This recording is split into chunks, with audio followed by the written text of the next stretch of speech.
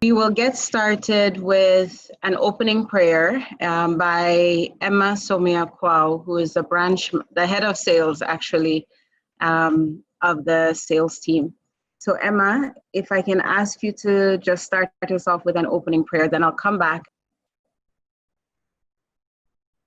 So Emma, you can unmute yourself, please. All right. Emma, are you able to unmute yourself? Yeah. Okay, now, all right. Shall we pray? Almighty Father, we are grateful unto you for another day like this. Thank you for ushering us into the second day of our retirement tour.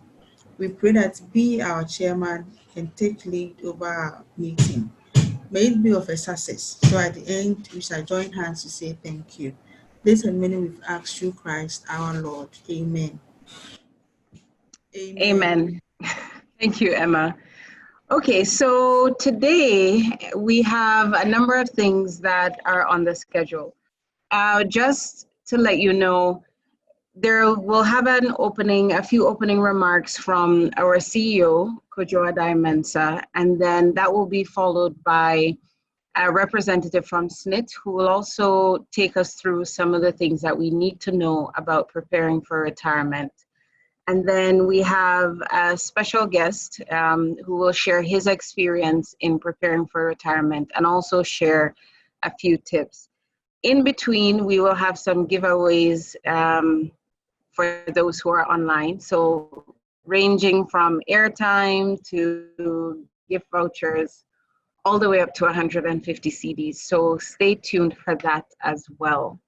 But there will be a Q&A session after both Kojo and the SSNIT representative and our guest speaks. And so at that point, when you are ready to ask a question, please raise your virtual hand and then we will call on you, ask your question, or you can put the question in the chat as well. So at this point, I would like to turn it over to Kojo to say hello and greet you before he starts talking. Thank you. Hello, everybody. And once again, thank you for joining us on our retirement seminar. I'm again impressed with the attendance. It's day 2, and we have over 140 participants already. Yesterday, I think we peaked at about 275, which tells me that gradually our message is getting out there, and Ghanaians, and actually both in Ghana and in the diaspora, are listening and are engaging. Yesterday was very, very engaging. I got quite a number of WhatsApp messages that said it was very, very relevant, but the time was not even enough for more questions. But we will take as many as we can, and I will go through my presentation also quite quickly. So without much ado, I'll ask my colleague Jillian to flip to my slides.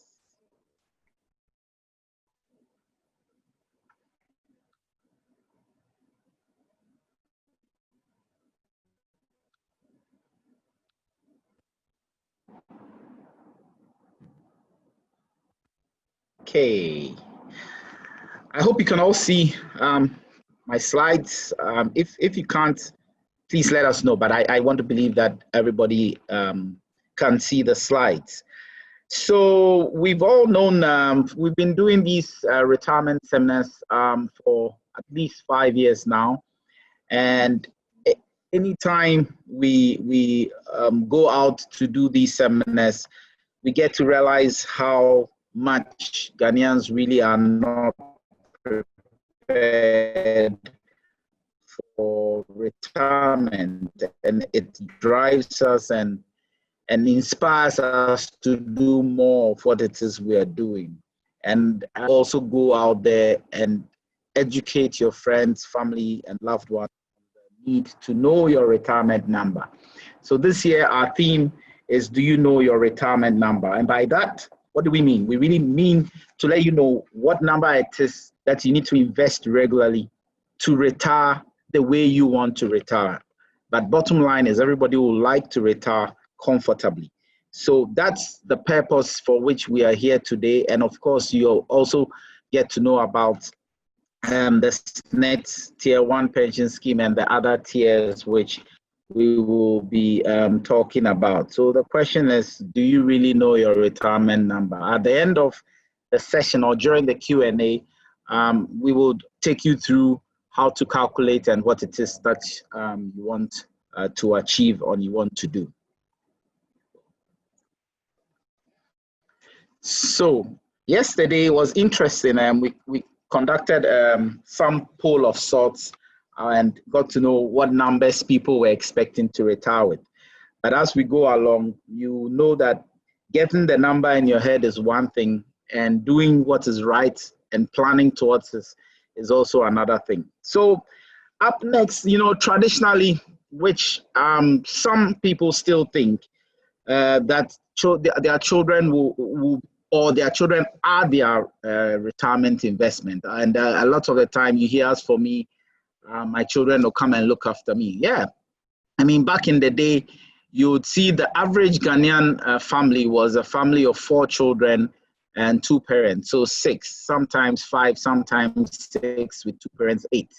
These days, you hardly see a family of 6. It's rare. I'm not saying it doesn't exist, but it's rare. And most of the time, you just have 2 and then the 2 parents. And so the theory was you give birth to as many as you can, and by all means, out of the many, at least 1 or 2 will come looking after you during your retirement. Well, I think times are changing, and the world is really changing. Ghana is changing. The way we do things is changing. Our hitherto very strong extended family system is waning. Maybe not so much in the rural setup, but still, even in the rural setup these days, you don't have the children staying there. The urban drift is on the rise. So it's not like this anymore. And I always use this example about the creche. And when I was growing up, those of us born in the 60s and the 70s, there was nothing called a creche. I mean, you go into either nursery 1, nursery 2, and then you go to class 1. In fact, prior to the 70s, I don't think there were even nurseries. You are likely to just go straight into class 1. So you would be with your parents, you know, they had time to look after you, or there was time. But time dropping your kids off at some creche and rushing to work, and you don't even have time for yourself. And I'm saying that by the thing, and I'm predicting that old people's homes are likely to be something that would be in vogue, just like the way creches are in vogue. If you are sitting here thinking that your kids will come and look after you, most likely they are going to dump you in an old people's home because they can't even, you know, fend for themselves. They are struggling. And one thing I also like to say is a lot of us are even graduating from school and we are still living with our retired parents. So imagine that your kids are still living with you retired. How are you going to still them? These are things that we should really, really be thinking about, to be honest. And then in my experience at the various places I've worked and read my profile, I've been around a bit. You know, I've worked in Standard Chartered. Well, I started out in Databank, Standard Chartered Barclays. But most profoundly, when I was at GCB, where a lot of pensioners come and take their monies, that's where I started seeing that this issue of retirement is very, very serious. Because you see these pensioners coming, especially those who are coming in for their first, second amounts, in total shock and devastated. In some cases, you know, we had to even provide some support for them to be able to go back to wherever they came from. And I started wondering why, because I mean, you've worked for 30 years, you've worked for 25 years, and you're in total shock at your pension. But I later on figured out that this was primarily out of, first of all, ignorance about how pensions work and what the law says. And today, our SSNIT rep, I think is still Frank, or it's somebody else. Our SSNIT rep is going to really take us through what and how this pension is calculated, so that you are not ignorant, so that you understand what it is that they do, especially at SSNIT. And a lot of people say, and SSNIT are cheats, and they didn't do well, and this and that. It's not true. They work with the law. And a lot of us work ignorant about the law and what it is. And then advice, bad advice is another, where you don't listen to professionals along the way. You don't seek advice from those who are in the industry and who know what they are about. We rather listen to friends and family. And in fact, some people would pick, those who are maybe in the old scheme will pick their full lump sum, and somebody will say, you know what, poultry is good, or this business, pure water is good. And then they dump their whole entire pension into this business without even knowing what the business is about. The next thing you know, they've lost everything and have nothing. So please, it's very important that we take the right advice and we attend seminars like this so that you are educated and you know what to do and you can plan properly towards your retirement and towards your pension. So I'll let you know why today's discussion is so important. And I'm just going to share some numbers with you. And these numbers are out of research that has been done by various people. This is the one that is very important. And you should look at it very carefully. For it to say out of 100 people, only 2 are going to retire comfortably is a very, very serious statement. 23 will continue working. And you see it. How many of you don't see pensioners continuing to work? You see them and you start asking yourself, why is this old person still walking and driving all over the place, trying to work and trying to have ends meet? This is the whole reason. It's all planning. Some of them may tell you, oh, they just need to be occupied. But those who just need to be occupied, you can tell. And you can tell them the difference between those who are just working to be occupied and those who have to really, really work because their pension is not enough or they didn't plan properly. 75 are going to depend on SSNIT or charity or relatives. And a lot of you have pensioners coming to you for one reason or the other saying they need some help. And from the statistics, the number 2 is beginning to trend downwards towards 1, which is bad. I think last year or 2 years ago, our theme was, are you one of the 2? Are you one of the 2? You should be asking yourself, or you should be telling yourself that after this seminar, I'm going to prepare such that I will be one of the 2, not the 23, nor the 75. So as we learn, currently the SSNIT pension law, so the pension law, which was Act 766, and it's been amended now. I think it's now Act 8 something. I'll get you the exact act. But there's a new pension law that broke our pension structure into 3 tiers. So we have tier 1, tier 2, and tier 3. And as you can see, tier 1 is what is managed by SSNIT. So tier 2 and 3 brings in private sector. So that's where people like us come in. And for tier 2, you would have corporate trustees. You have a registered fund like a Databank fund, which is registered by the National Pensions Regulatory Authority.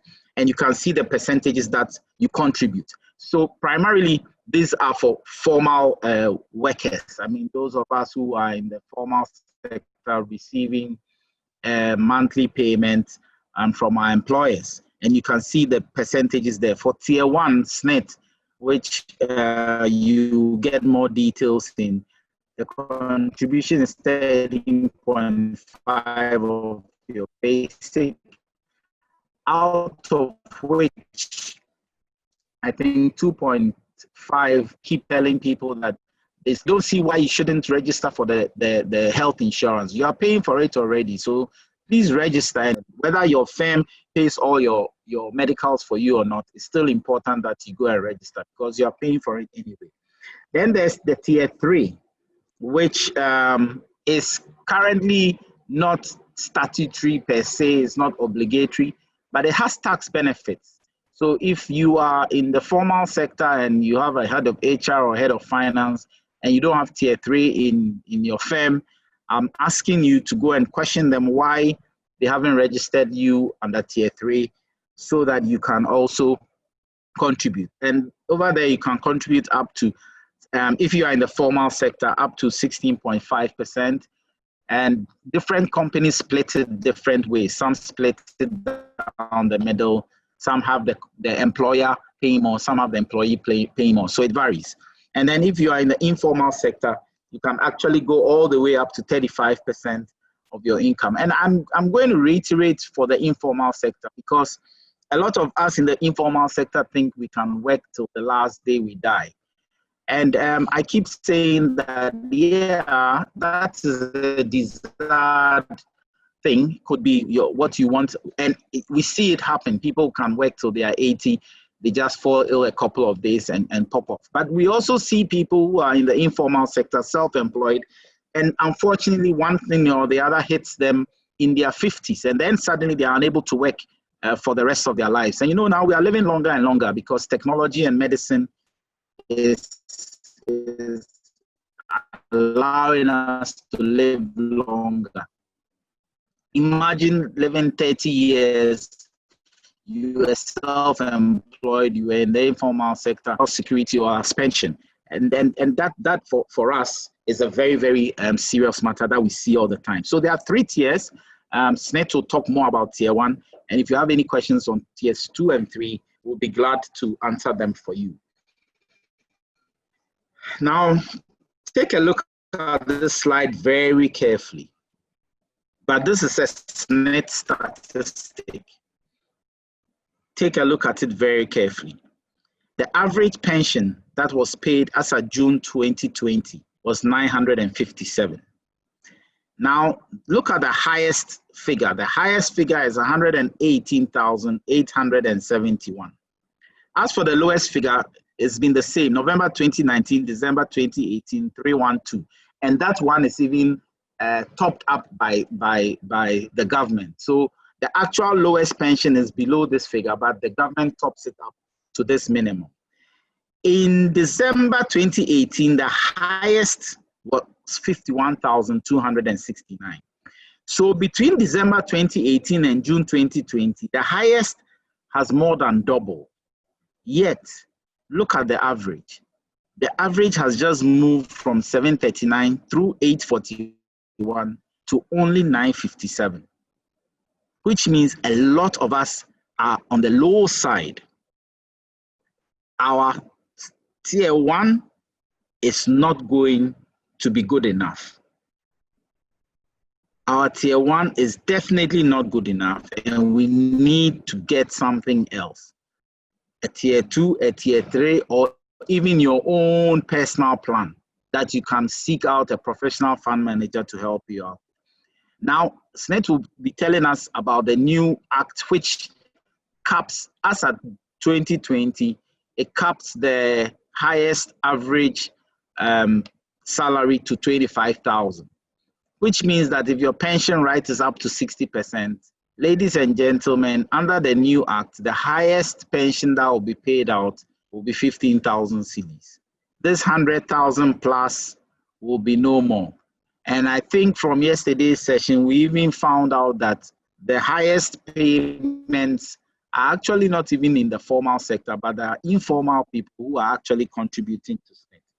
So please take note that if you don't have a plan B, then you are likely going to retire not very comfortably, because out of the 1.5 million contributors, only 50% only 4% actually are earning more than 5,000. I'm sure if I had done the survey, you would all be saying that you want to retire comfortably on a monthly income of 5,000 to 10,000 cedis. But as the previous slide suggests, most of us are low income earners. So how will you get that 5,000? How will you get to retire comfortably? You've got to know your number, but you've got to plan for it. And it's another thing that is very worrying is housing. And the numbers I'm showing up there should tell you that if you don't plan, you're likely to retire a percher. Those of you who were in school, university, you know how we talk about perching and squatting. It's not very pleasant to be described as a percher. But this is what the numbers are showing, that we are having retirees perching, squatting, or living with somebody rent-free. Most likely you'll be living with either your son or your daughter, your child, then you become a nuisance in-law. Do you want to be a nuisance in-law? I don't think you want to be a nuisance in-law. So housing is also very, very critical. And in the planning, you always have to think about housing. There was one of the seminars we attended that one person gave a very solid testimony about how when they were, doing very well, built this gargantuan place, retired, children all left, were not interested in where they lived, and now maintenance too became a problem. So when you are planning for your retirement and planning for your retirement home, think about maintenance as well, and think about your expenditure while you are retired. So, ladies and gentlemen, the message I have for you is you've got to take control of your retirement. It's about you. It's not about SSNIT or the government. It's all about you. You have to take control of it. You have to prepare for it. And you must count yourself very blessed. And though we are extremely grateful that you are part of today's seminar, because I believe that by the time you leave here, you will definitely know your retirement number and know how to calculate it. Even while you're on the seminar, you can still visit our website under the tools and give it a try, but we will definitely demonstrate it for you. Ladies and gentlemen, I hope and pray that you leave here inspired, educated, and you take the right steps towards a comfortable retirement. Thank you very much. Thank you very much, Kojo. So that, I think, has set the tone quite well for where we want to go with the seminar today. As he said at the end, the theme of the event is about getting to know your retirement number and making sure that you are working towards achieving your retirement goals. But, you can have an amount where you say, okay, I would like 1 million or 2 million CDs by the time I retire. But if you don't know what it takes to get there, you could easily miss that goal. So please listen to what he has said, take note of it. We're going to have our SSNIT representative come up. So I'm going to stop sharing Kojo's slides, and I'll just give you an idea of who will be speaking. So the gentleman that we have coming up is in the name, and he's a SSNIT branch manager for Takoradi. He joined SSNIT as a branch manager in 1984, which means that it may be the same length as the age of some of you on this call. But for the past 35 years, he's worked at SSNIT, and he has risen through the ranks to his current position of branch manager. Some of his past roles included branch manager for Bauku and Koko Takwa before joining Takoradi as the manager in June this year. His first degree is in management and sociology, and then he has a Commonwealth Executive MBA. So Mr. Dianong is married with children. He enjoys watching football. So yesterday, the SSNIT representative that we had, Frank, was a football person. And it seems today we have another football thing. So Edmund, when you come on, you need to tell us whether everybody in SSNIT, if everybody's a football fan, and you have to tell us what team you also support, because Kojo is Liverpool through and through. So let us know what team you also support. And he also enjoys reading. So I'll turn it over to Edmund, and please take it away, and we'll help you to share your slides, but you can go ahead. Thank you. Thank you very much. Good afternoon to you all. Yeah, thanks once again for such an opportunity. My greetings to the CEO and your good self. Thank God we met last year at Takwa, and thank God this time around I'm speaking from Takoradi as a branch manager. I remember. Welcome. Thank you, madam. I believe we had a good time, and I'm sure today is also promised to be a better time for all of us. Yeah. Whilst waiting for my slides, I think I need to talk a little about my profile, as you just mentioned. Okay. To be honest with you, I didn't start as a branch manager. I started as a messenger. And like the biblical Joseph, who rose from the prisoner to become a prime minister, I started as a messenger, and by the grace of God, to a manager. So mine is from messenger to manager, while that of Joseph is a prisoner to a prime minister. So P2P, but mine is M to M. So we thank God for that. I'm most grateful when I have the opportunity to share my experience with people. Like such a forum, it was so much important to me because I knew what happened last year at Takwa and the other places. So not to talk too much about myself, and I think you mentioned whether I'm a football fan. I'm not just a football fan. I'm a very good footballer. I have,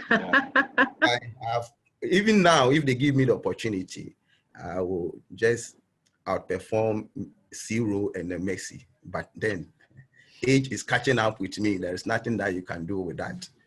And my favorite team is Manchester United. We are united forever. So for SSNIT,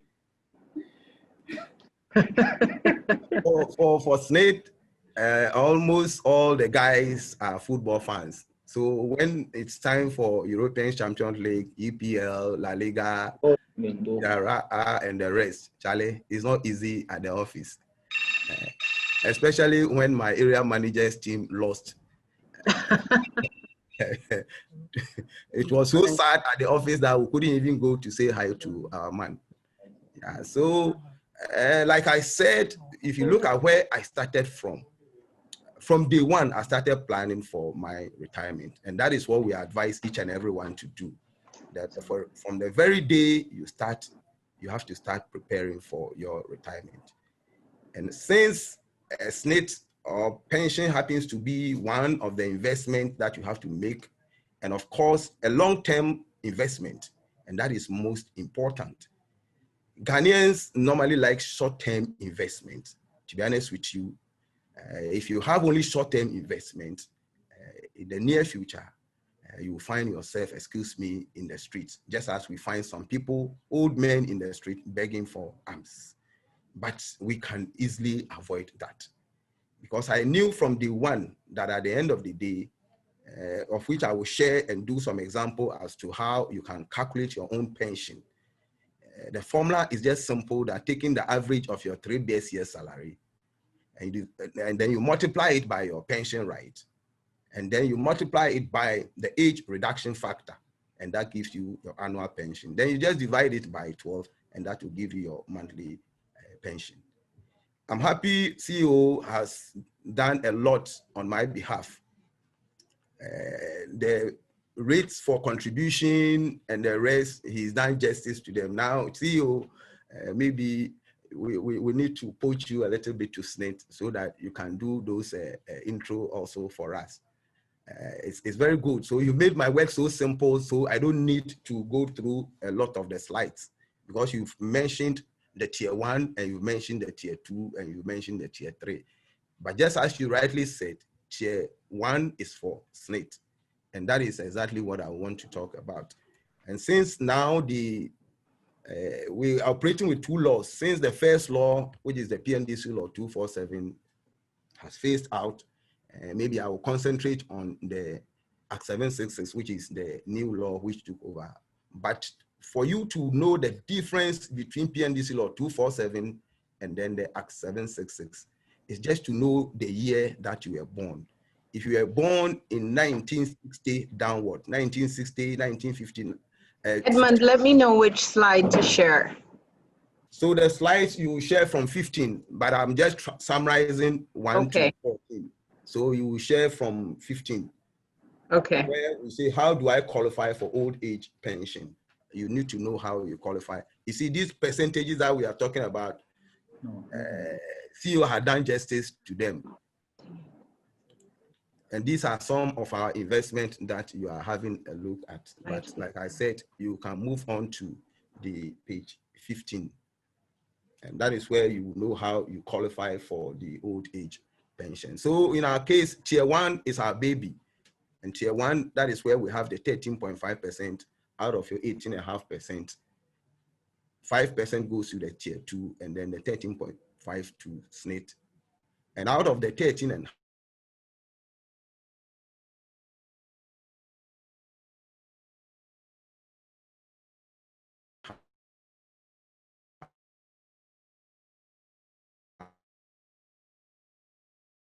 access the national health insurance for free. There's no need for you to pay any premium.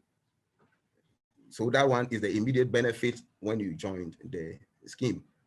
And everybody who is a worker is mandated to be on the scheme. It's mandatory, as the law states. You can enter at the age of 15. And after 45, there's no way that you can join with being the new member. Simply because now under Act 766, you call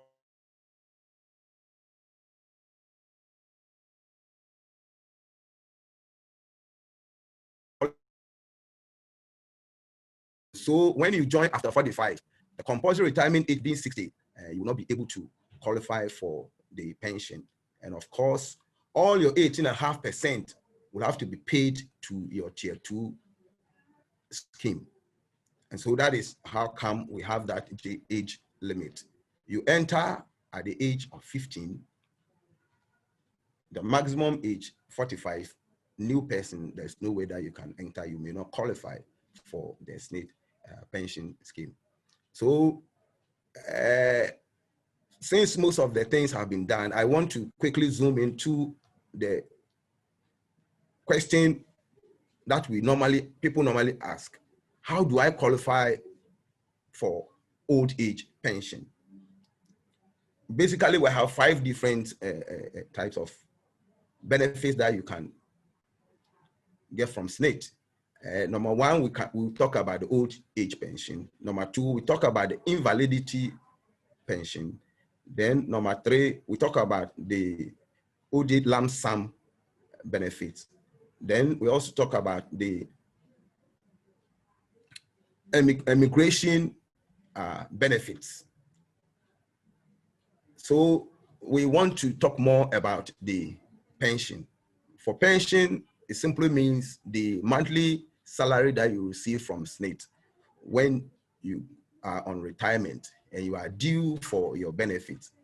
SSNIT will partly replace your income immediately your retirement ends. Assuming that your retirement ends in June 2020, then you should expect your monthly pension or your salary from SSNIT in July 2020.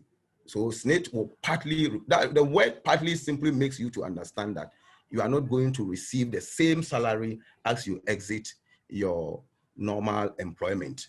And that calls for more investment. And you know, investment analysis, We don't believe putting all your eggs in one basket. We believe in diversification, where you need to have different portfolio for your investment. And like CEO rightly said, now the maximum pension right you can get is 60%. If you remember the formula that I gave, so assuming that you are taking 20,000 averagely for the 3 years, then it means that your pension will be 60% of that 20,000. So you ask yourself, where do I get the 40% difference? Simply because you have aged and you attain a certain standard of living. And for that matter, it's difficult for you to lower your standard of living when you go on retirement. You may want to lower it a bit, but for research has proved that anybody who goes on retirement at least needs 80 to 100% of his normal salary that he exited. So you ask yourself, so if you want the 80%, now the question is, after you've been able to get the maximum of the 60%, how do you get the 20%? And that is calls for the other sources of income that you need to work on to get your meaningful pension or to be comfortable when you are on your retirement age. And so that brings us to a very point that we want everybody to know, that for you to qualify for old age pension, like I said, we have 2 laws, but let me concentrate on the Act 760 just to make time. The first one, for you to qualify for full pension, you should attain the age of 60, and that is a compulsory retirement age. And then you should have been able to contribute towards the scheme for a minimum number of months, that is 180 months. And that 180 months will give you a 37.5% pension right. And it will grow up to a maximum of 60%, where you have done the 420 months for you to get the, where you have done the 420 months for you to get the maximum pension right of 60%. So if you look at the formula, we are talking about 3 things. If you can roll to the next one, we are talking about 3 things. We are talking, number 1, about your salary. Number 2, we are talking about your pension right, where your pension right is determined by the number of months that you contribute towards the scheme. And from the example that we have on the screen, where we say that if you do a minimum of 180 months, that gives you a pension right of 37.5%. If you can roll to the next slide. So that is what you get as your pension right. But if you're able to do more than the up to the 420 months, that gives you the maximum of 60%. Then you multiply by what we call the age reduction factor. Age reduction factor. There are others who wouldn't want to wait to retire at the age of 60, but they will want to retire between 55 and 59. And for that matter, they have to reduce it by the number of months that you will be going early retirement. So we look at that one and you realize that it ranges from the minimum where you get that of the 60%, then it begins to reduce to 55. So you see that the amount earned of your salary. So the higher your salary, the higher your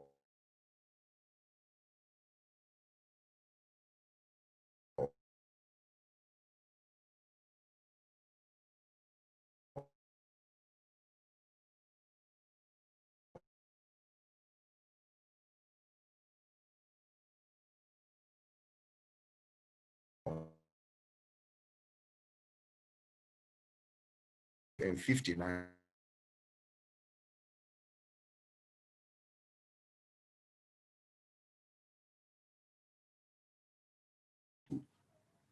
So you first of all have to check on your SSNIT statement of account periodically and inform SSNIT of any anomalies. We have dedicated member data update officers Their sole duty is to make sure that they update the statement of account of all our members of the scheme. So whenever you have any issue and you forward it to us, they are ever ready to work on that for you. Then if you have any multiple or shared social security numbers, we need to amalgamate or we need to merge them.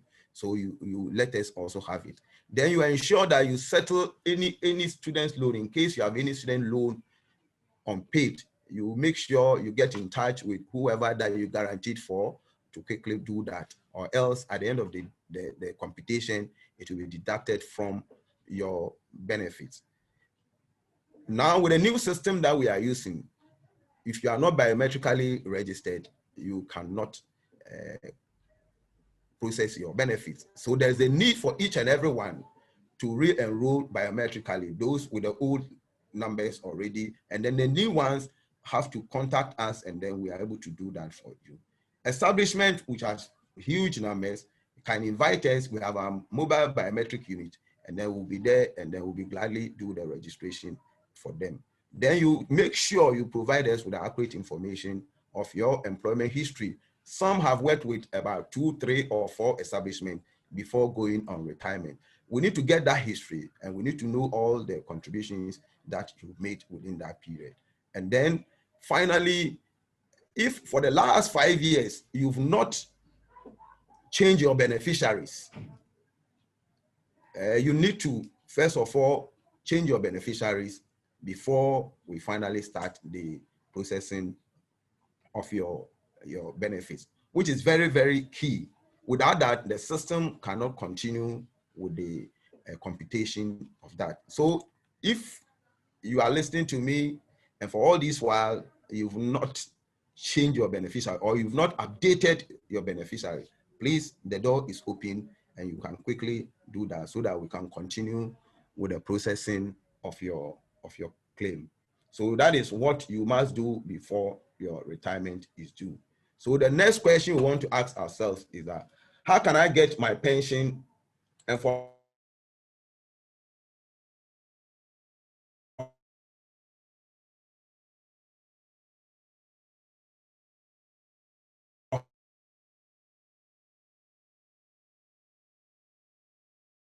the nearest branch, because we are networked, and then you will be giving your statement of account for you to go through to be sure everything is right so that we don't shortchange anybody. Then you confirm the accuracy of your statement. Once you are done with that, then we'll ask you to lodge a claim at any nearest SSNIT office. Where you checked all these things, you can just be there and do it. So please, there's no need for you to travel all the way from where you joined the scheme to go and to start your claim. Please, any place that you think that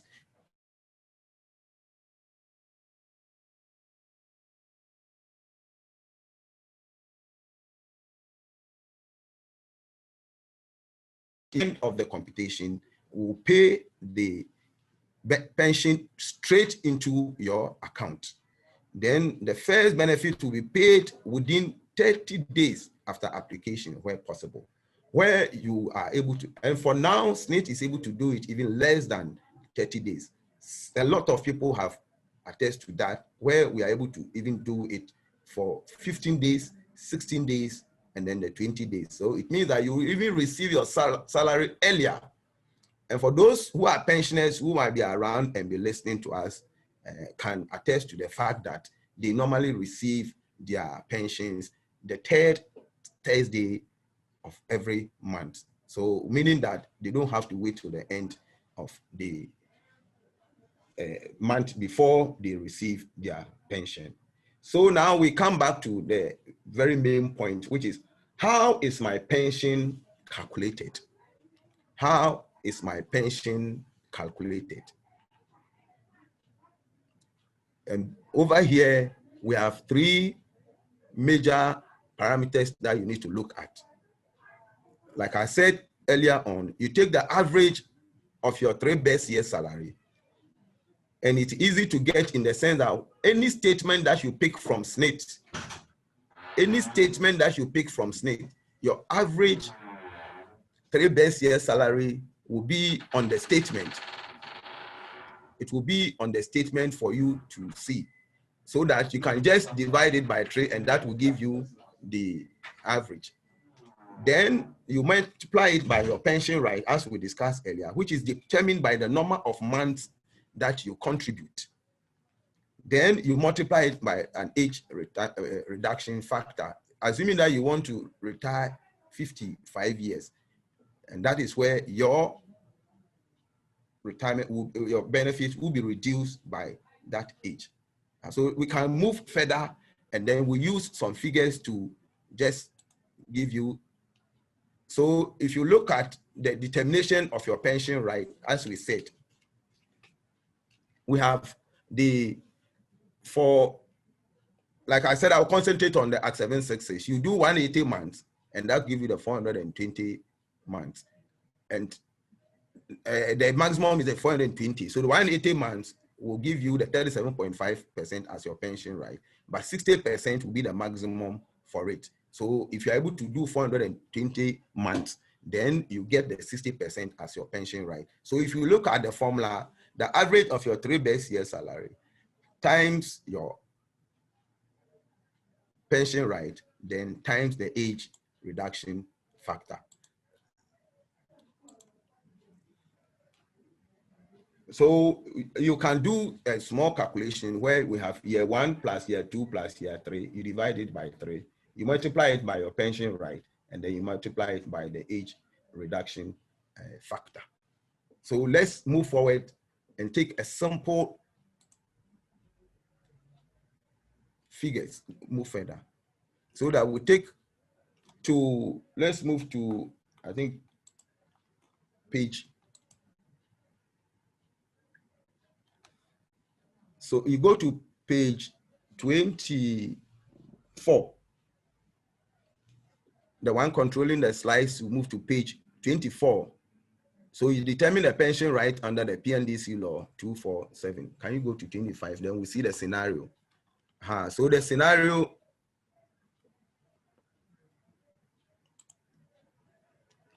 go to the previous slide. We take the scenario, the previous. So we have an example. A member is retiring at 60 years and has contributed for a period of 250 months with the following 3 best years annual salaries. Like I said, you will see it on every statement of account that you take from SSNIT. And then the number of period that you have contributed, you also see it on our statement. So in the case of this example, the man has contributed for 250 months, and then his annual salary 60, 58, and 44. Now we have to calculate the monthly pension under PNDC law 247. And I said we are going to concentrate on the Act 766. So we'll move on to the 3rd point, which is calculate the monthly pension under the Act 766. So you list all the 3 best year salary, you add and you divide it by 3. Then when you divide it by 3, you get 54,000. You get 54,000. And so that will be your average 3 best years salary. Then the next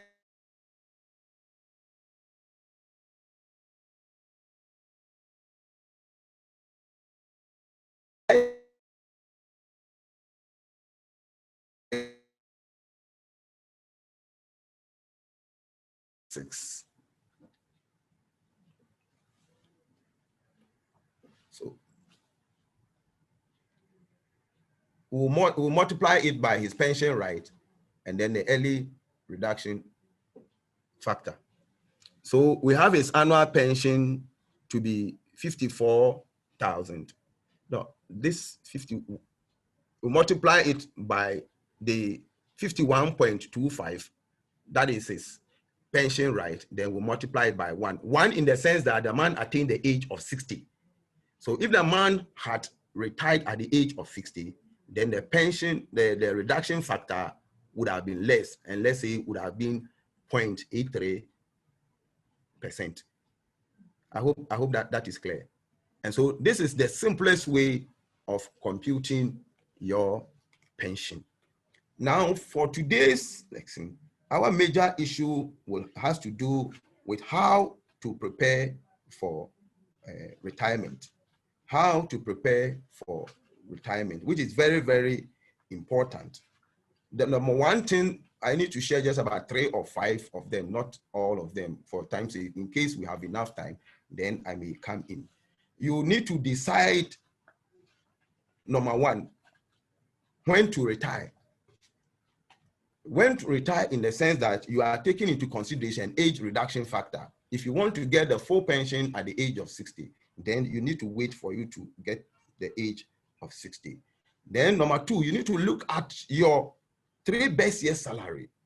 And then when you multiply it by your pension, right, you check whether the figure that you want will enable you to have a comfortable or meaningful pension, right? Then that will enable you to stay there. So know the computation of your retirement so that you can decide to take an early shower or you can decide to wait. Just a week before, I had somebody right here with me who wanted to decide whether to go on early retirement or to wait. After the computation, the man realized that no, I would feel more comfortable to retire now with the age reduction factor than to wait for 2 years more, of which there are a whole lot of uncertainties. And then he agreed to do that. So that one is number one thing you have to do. Then number 2, you have to decide where you want to settle, because your lifestyle will determine where you actually settle. Your pension that you receive will determine where you settle. If you want to settle, at the Zongo, then it means that you look at it and you realize that you have a low pension, of which you can manage it when you go on retirement. But if you want to live in the center of the Takrady, then you also have to look at the pension that you receive at the end of your retirement age or during your retirement. So if you have more, then you can decide where to. So your pension that you receive on retirement even determines where you will finally settle. And like we said, the preparation is very important. And like the Assemblies of God Men's Ministry slogan says, action is now, now, now, now. So when you want to start, please, you need to start now. And then you need to save or have other sources of income, because like we rightly said, the pension, which is a part payment for you to be able to maintain your standard of living when you are on retirement, then you need to make sure that you do other investment.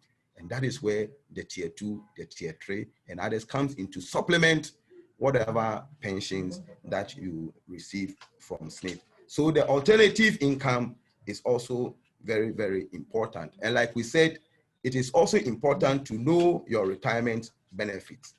And last but not the least, please consult the financial expert before you go on retirement. They will offer free expert advice, just as we are doing now on this platform. And I believe that we'll be able to share with you and we're able to give you a very good advice so that at the end of the day, you'll be able to retire and have a meaningful pension and have a comfortable retirement package, which may include your entitlement with your organization, as well as the SSNIT pension and those in other investment areas. And I believe if you are able to look at the SSNIT aspect, which is termed as defined benefits.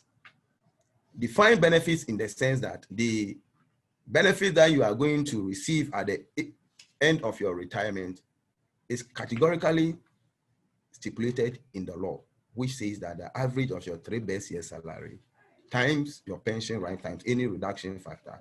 So you can now project into the future. Then you will know when to retire and you know where to retire. And then you will finally be able to be comfortable with wherever you find yourself at any point in time, because you know that the future is bright.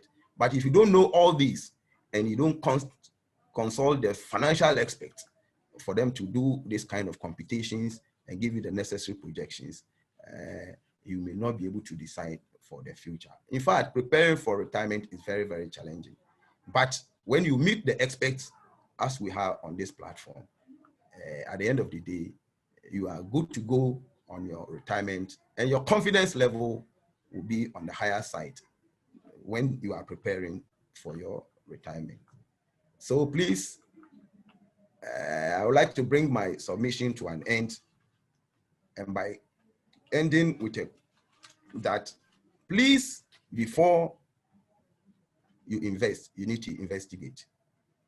In other words, investigate before you invest. And we are all available, the experts, to help you to make it during your day of retirement. On that note, I say, may the good Lord richly bless us all. Thank you very much for your audience. Thank you very, very much, Edmund. Edmund, thank you very, very much. You're showing that you are from M to M. You've broken it down to the first M level. So that the top M level too can understand. Thank you very much. You're welcome. Thank you, Edmund.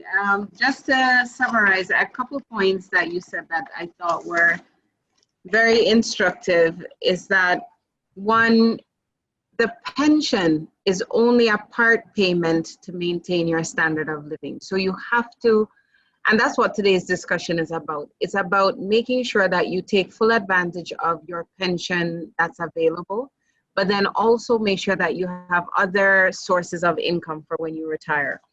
And yesterday, the SSNIT representative that we had on, he also said, which I would share today, he says too many people start thinking of retirement when they reach age 55. And by then it is too late. So the date of your first employment is when you should actually start preparing towards your retirement, not when you're 55 or 56 and only a few years away from retirement. So Edmund said it very well. He said action is now, now, now, now. And Edmund, thank you so much. So we'll come back to you in a few minutes for questions. But prior to that, I would just like to actually bring on someone who will, for a few minutes, just share his experience in preparing for retirement. And we met him last year when we were doing a very similar retirement tour in Ho. And he is someone that, what I like about him is his honesty, his willingness to share his experiences and make sure that other people learn from some of the mistakes that he made. So his name is Thomas Ba, and he is currently the Director of Administration for the Zongo Development Fund. Last year when we met him, he was head of HR in the Ho Teaching Hospital. So I'll invite him to come on and just share his story in a few minutes and just also give you all some perspective on why it is really important to prepare for retirement. So Thomas, I will turn it over to you. You can unmute yourself and start speaking. Good afternoon, Chief Marketing Manager. Hi, Thomas. How are you? Fine, thank you. What about you? I'm fine, thanks. It's nice to see your face today. Yes, I sincerely have to apologize. You know, born before computer, I thought I was on a screen. I never knew. I see you is hiding his face, but I know he's laughing. Born before computer. I can see you. I can see you. I can see you. It's good to see you again. Yeah, so maybe somebody may think you recorded something you were just saying. It's a reality, and people who know me knows me very well. Yeah, so just to start from where my brother ended, just to say, just you, no more than what I said. Well, yesterday you put me in a bit of tears after going back, sleepless nights. So when will I catch up? But I still believe I'm not too late, even though late. Hello, I hope today my face is still showing the same thing that happened the last time. It is. Okay. It's looking perfect. Okay, we thank God. So just to say that some of us mix it a lot. You mix it a lot. And I still have a belief that I will not die, I will not go on retirement. I don't know how you take it, but that is me. It is, I still feel I'm still young. But when I start counting my number of years and my birthday, and I realized that no, I was close. I came out from training college in 1995. And I kept saying all the time, there was this lady, a woman in my father's house, Auntie Kate, and in it of blessed memory. And while my first salary was it 2 cities, 40 pesos or 240 cities? In those old cities, now it could be 24 cities. And then it was asking me to save just 50 pesos of my salary every blessed month. What I said, young as I was in those age, I said, I can save more than that. I can save even up to 10 cities every blessed month. He said, no, pray that you are able to save 1 peso. Then I said, this woman is cursing me. Then she quickly added, I should never go in for a loan in my life. And I said, well, I will never go in for a loan. Young as I am strong and I can do any foolish thing. And the first person in my father's life to start receiving government salary. I never planned well from the beginning. I haven't heard of anything called investment. So life started going on. And between my first salary and the 12th month, I think I went in for a loan and went in for, I started with overdraft first. So because I took overdraft for about twice, the salary wasn't enough. Then I had to go in for first loan. So the other time when I went, I checked, I realized that my first month to the 12th month, I took loan and additional loan. And as for the overdraft, you can just imagine. So what the woman told me really came to me. And she warned me that the very first day I take loan, it will linger on me, it will be on my neck till I go on retirement. And I thought it was a joke. I have been taking loans and loans. And then when I was in teaching service or GES, we had this we call additional loan. So we were saying with the rural bank, you go in for loan, then there's additional one, there is overdraft, there is that. So at the end of the month, whatever you take from your account, very, very small. So I tried managing that one, and I never thought I'll go on retirement. So I kept saying that nobody told us. We were told that insurance companies are bad. We were told that to invest, when you are, they will come with sweet tongues, sweet mouth. But when it's time for you to go and take your money, trust me, they will fight you. So that alone just damaged them in my mind, brain, heart, everything. And I thought, no. Why should I go invest my money? Even people who started saying that they are suffering, why? And I never did. And life was sweet too, I was moving, farming, addition to my thing. And I was going on until years passed by when I began to count my years and I realized that no, I have nothing to live on. I think when I was invited for this program as a facilitator last year, I realized that no. I sitting down talking about pension and insurance, I can't boast of anything. And I think one of the facilitators said it is never too late, just start small. And as the last year, I have 9 years more to go on retirement. And this year, I have 8 years more. It is only last year that I can say that I've been able to buy a plot. It was upon this particular day. I didn't save my money at any investment though. And as HR of my background, I do have people give me gifts, take 100, take 200. Sometimes you help people get promotions, get salaries and arrears. And people come, if people can give up to 1,000 Ghana cedis out of it, you don't charge, they dash it. Then I look at the money in my palm and I say, what can these 1,000 cedis do? Put it in your pocket and before you could say, Jack, it will surprise you that I even borrowed money to marry. I borrowed money to school, further my own education.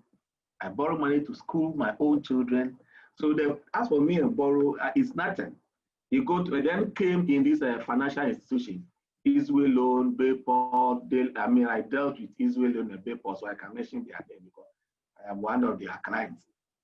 I won't mention those I have not dealt with.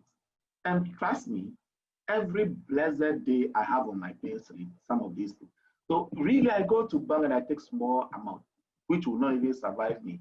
This is minus the loans I take from colleagues. And then the hard ones, oh, give me 100 cedis for 200. And the month ends and you are dodging from the people all along. I remember vividly, for the first time I have paid a loan completely, it was since that was, I think, early this year or 2-3 months ago. And that is about the bank Databank. I took 14,000 cedis and I end up paying 36,000. So if I want to say it in raw language, I took 140 million and I paid 360 million. My God. And I asked myself, if you deduct this 140 million from 360 million as old currency, I think today Databank wouldn't have me at all. I would have been one of the richest people on their platform to boast on it. And that is how far loan has made me to suffer in life and saving. So upon my discussion with them the last year, and they made me one of their facilitators, then I tried to start saving small. For the first time in my life, in March, May, that way, that I bought a plot and I paid for in Atakusi for the first time. And I have just 8 years to go on retirement. Even the 8 years is even minus some months. And I have 4 children. Well, if my daughter is a nurse now, and when she decided to save, the day she told me that I went to invest my arrears, I cried. I said, I didn't invest my money and I save it on you people for education. You are going to invest your arrears. I said, yeah, because you didn't invest yours. And you invested in us, I'm going to invest mine. So my daughter's first arrear salary from Ghana Health Service, she went to invest it without even my permission. But I think it was a good thing she did. And I kept saying that I curse SSNIT, even though my brother will be listening, he will not be too happy, but I've said it. They never educated us in our ages. 95, I'm talking about when I came out as a trained teacher. We don't have people like Databank coming in. And we were not also encouraged. They couldn't do the damage control we had from our predecessors. So I'll end here by saying that, well, let's try. And if you are on this platform, don't be like me. Never. The little you have, just start. If you can listen to what the woman told me today, if today you can just save 100 cedis a day, 100 cedis every month, or 200 cedis every month, forget about, sorry to be paused, forget about their huge monies they are mentioning. You just start saving small. You will be eager. Now that I start saving, see you'll be surprised. I'm going to buy some blocks, about 4,000 blocks next week. And I have saved 7,000 now. I'm going to buy 4,000 blocks next week. Go and give the money to the man to mold 4,000 blocks for me. And just yesterday, I didn't mention this, but that is the good news I have now. So small, I decided to cut a lot of costs, outing, a lot of few things I do. Now, I don't pick costs easily. I don't pick costs. I mean, if I don't have anything to do, I don't do it. So don't laugh so much. Today I try to be not to be so emotional, but I feel the pain because, and surprisingly, my colleagues are staying in their own houses, and I'm staying in my father's house where my junior brothers insulted me last month, and I said, no, it's not their fault. It's my fault. I'm still staying in my father's house, even though my father died. There has a house made up of 18 rooms. I have about 4 for myself, and I never thought of anything. May God bless the Catholic priest who told me, for you to grow, start to build up your house and leave your father's house. I may leave my father's house maybe when I'm age 56 or 57. It's a shame. I don't have that. Thanks so much. The way the CEO is laughing at me, I will say thank you for now.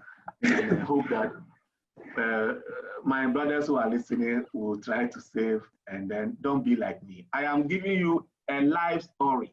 Yeah. It's a life story. Thanks so much.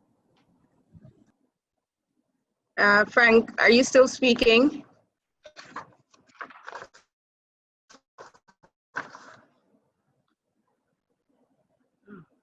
Hold on.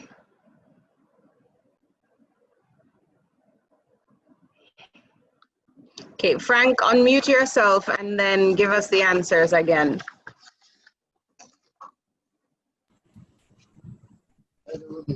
Yes, madam. Yes, start again, please. I know of MFAN and EPAC. We have 5. We want you to mention all 5. Oh. Okay, Frank, thank you. There will be other questions that you can try for. Okay. So thank you for trying. I'm going to call on George Mauliquist. So George, if you can give us the mutual funds that Databank has. Okay. Please, can you hear me? Yes, I can. Please, can you hear me? Yes, we can. Okay, the 5 mutual funds are M Fund, EPAC, Eddie Fund, B Fund, and AC Fund. Perfect, thank you. Okay, so we'll get in touch with you in a couple of minutes through the chat. And then one more, this one is for a 50 CD gift voucher that you can invest in any of the 5 funds that George just mentioned. So the question for 50 CDs is sorry. Can everybody please lower their hands? Oh, okay, lower. 2 hands to go, please lower it. 1 hand to go. Okay, perfect. All right. Oh, I haven't even asked yet. Okay, so question is, mention 3 partner banks that Databank partners with out of the list of 7. So I'll open it up for Lydia to speak. Lydia, can you share the names of 3 of the partner banks? Lydia again. Lydia again.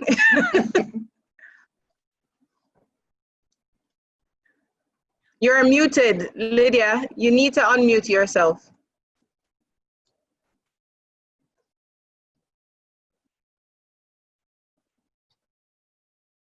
Oh, hang on. Okay. Hello?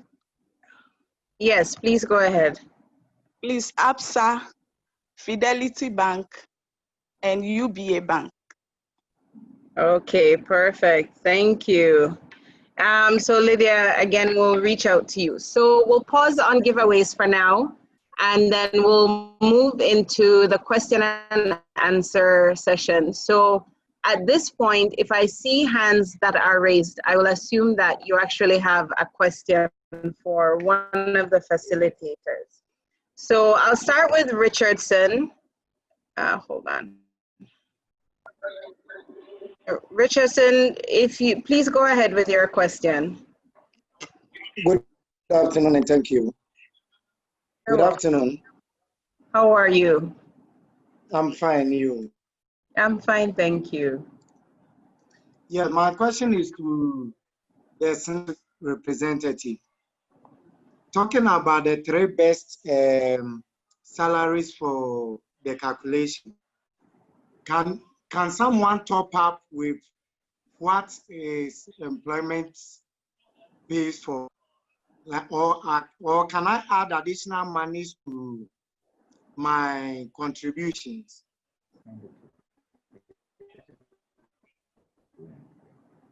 My question. Okay, Edmund, did you get that? I'm going to take a couple questions and then ask you to answer them, but I want to make sure that you are clear on the question that Richardson had.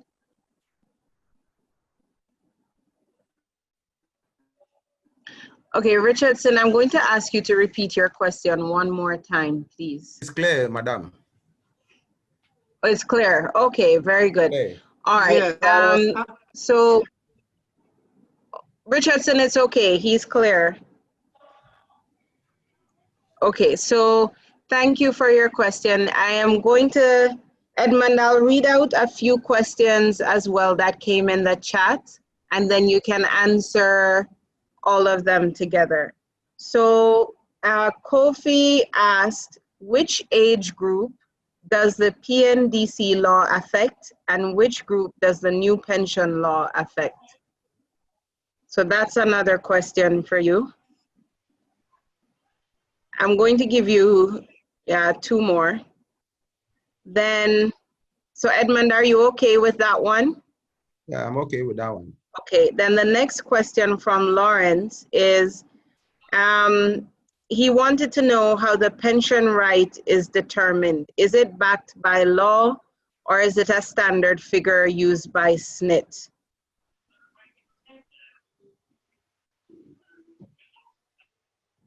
Then the other question that I would give you now is, somebody is asking you to explain what, so this is Mele Marty, is asking you to explain what past credit is, and who can claim past credit, and how is past credit computed?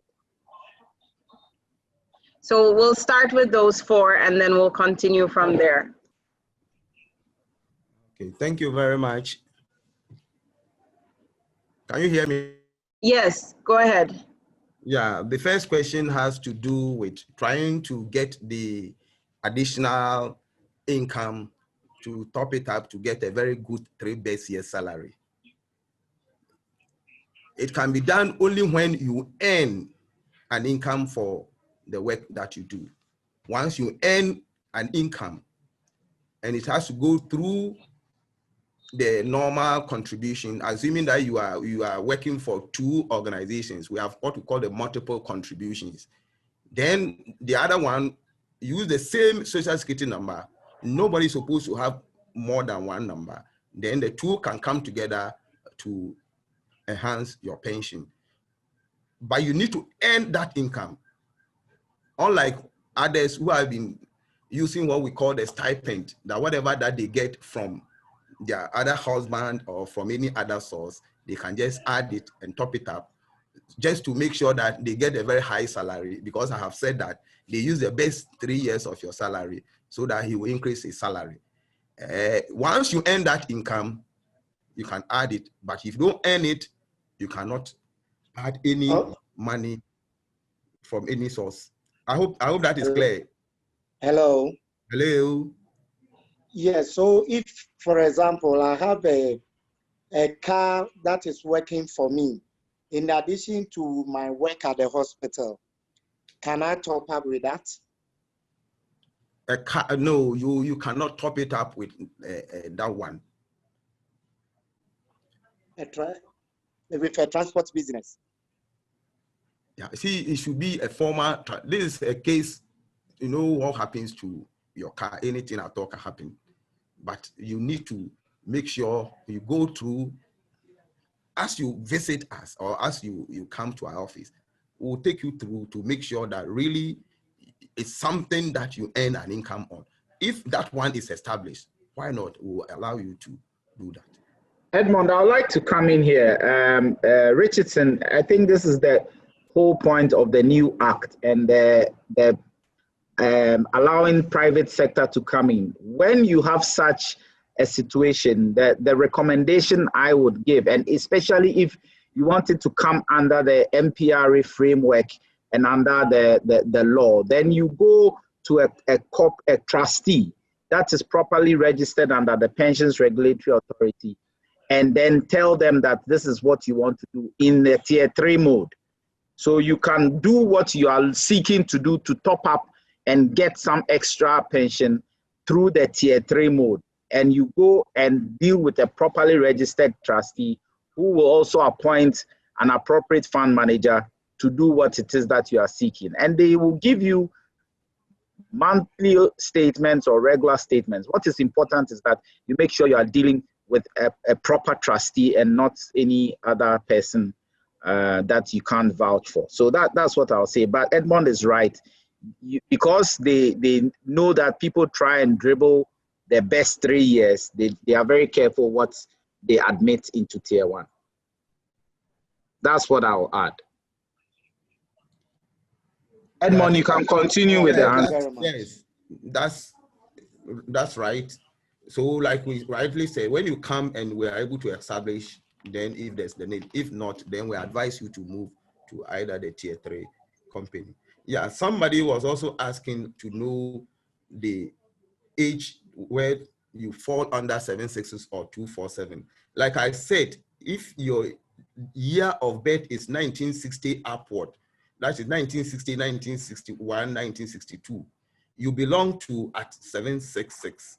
If your year of birth is 1959 downward, so 1959, 1958, 1957 up to 1940,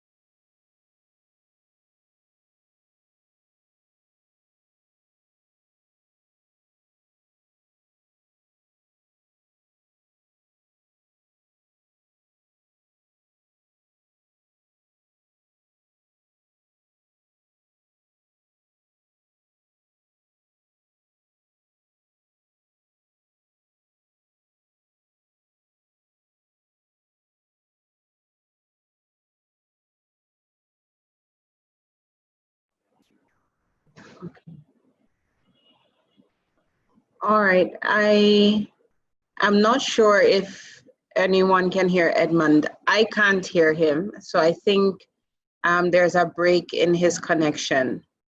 So in the meantime, what I will do is I will switch over to a couple questions for Kojo that he can answer in the meantime, and then we'll bring Edmund back in as soon as he logs on. So for Kojo, for you, someone wanted to know, in terms of the computation that you had done in your slides, is depreciation of the CD taken into account with the computation? Okay, so sorry about that. I missed out on that caveat. Normally when the slide is up, you see it at the bottom that we have, like economists do, held inflation and depreciation constant. It's an illustration. It's to give you an idea. Nominally, you definitely hit the number based on whatever variables you put in there. But yes, in our side of the world, you must consider depreciation and inflation. So the advice I always give is, if your number that you have picked up to hit your desired figure is, say, 200 CDs or whatever figure, 500 CDs, and you are a salaried worker, let's say, and your organization does a salary increase. Let us say that you've picked up that inflation is at 10% and your salary increase was 12%. I always recommend that you increase your contribution by the full 12% that your firm has given to you. And you don't just increase your contribution by inflation of 10% and then you go ahead and chop the extra 2%. So the data I presented holds depreciation and inflation constant. My apologies, I should have mentioned that. Okay, thank you, Kojo. We're still waiting. Thomas had a question and he has to go, so I just wanted to bring him in to ask his question. So Thomas, ask your question and then we'll take the answer. Yeah, unless so it's yeah, Madam CEO, thanks so much. But my question goes back to the CEO. As for SSNIT, I said, you look as if I lost my fight there, so I'm now holding on to take that back.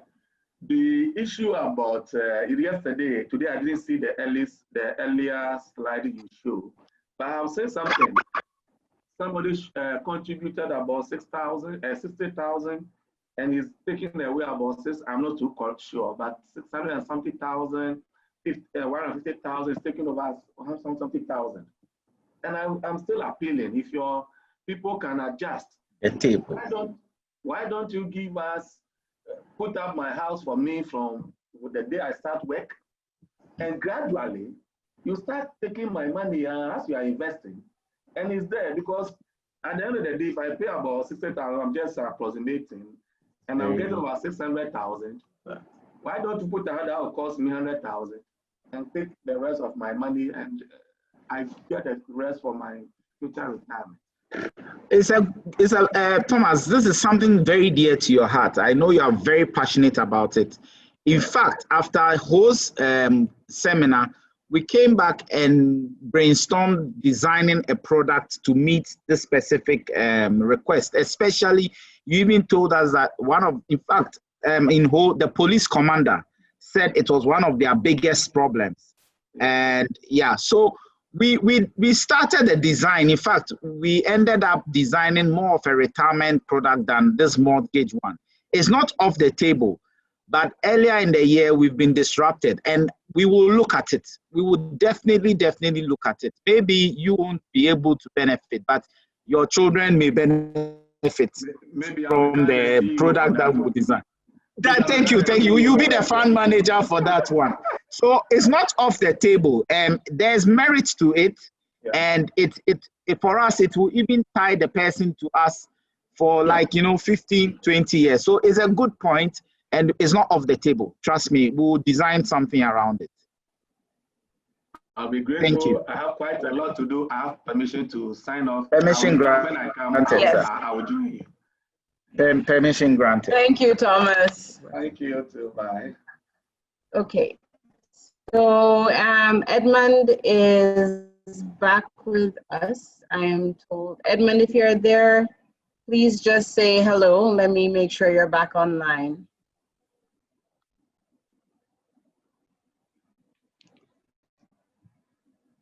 Edmund.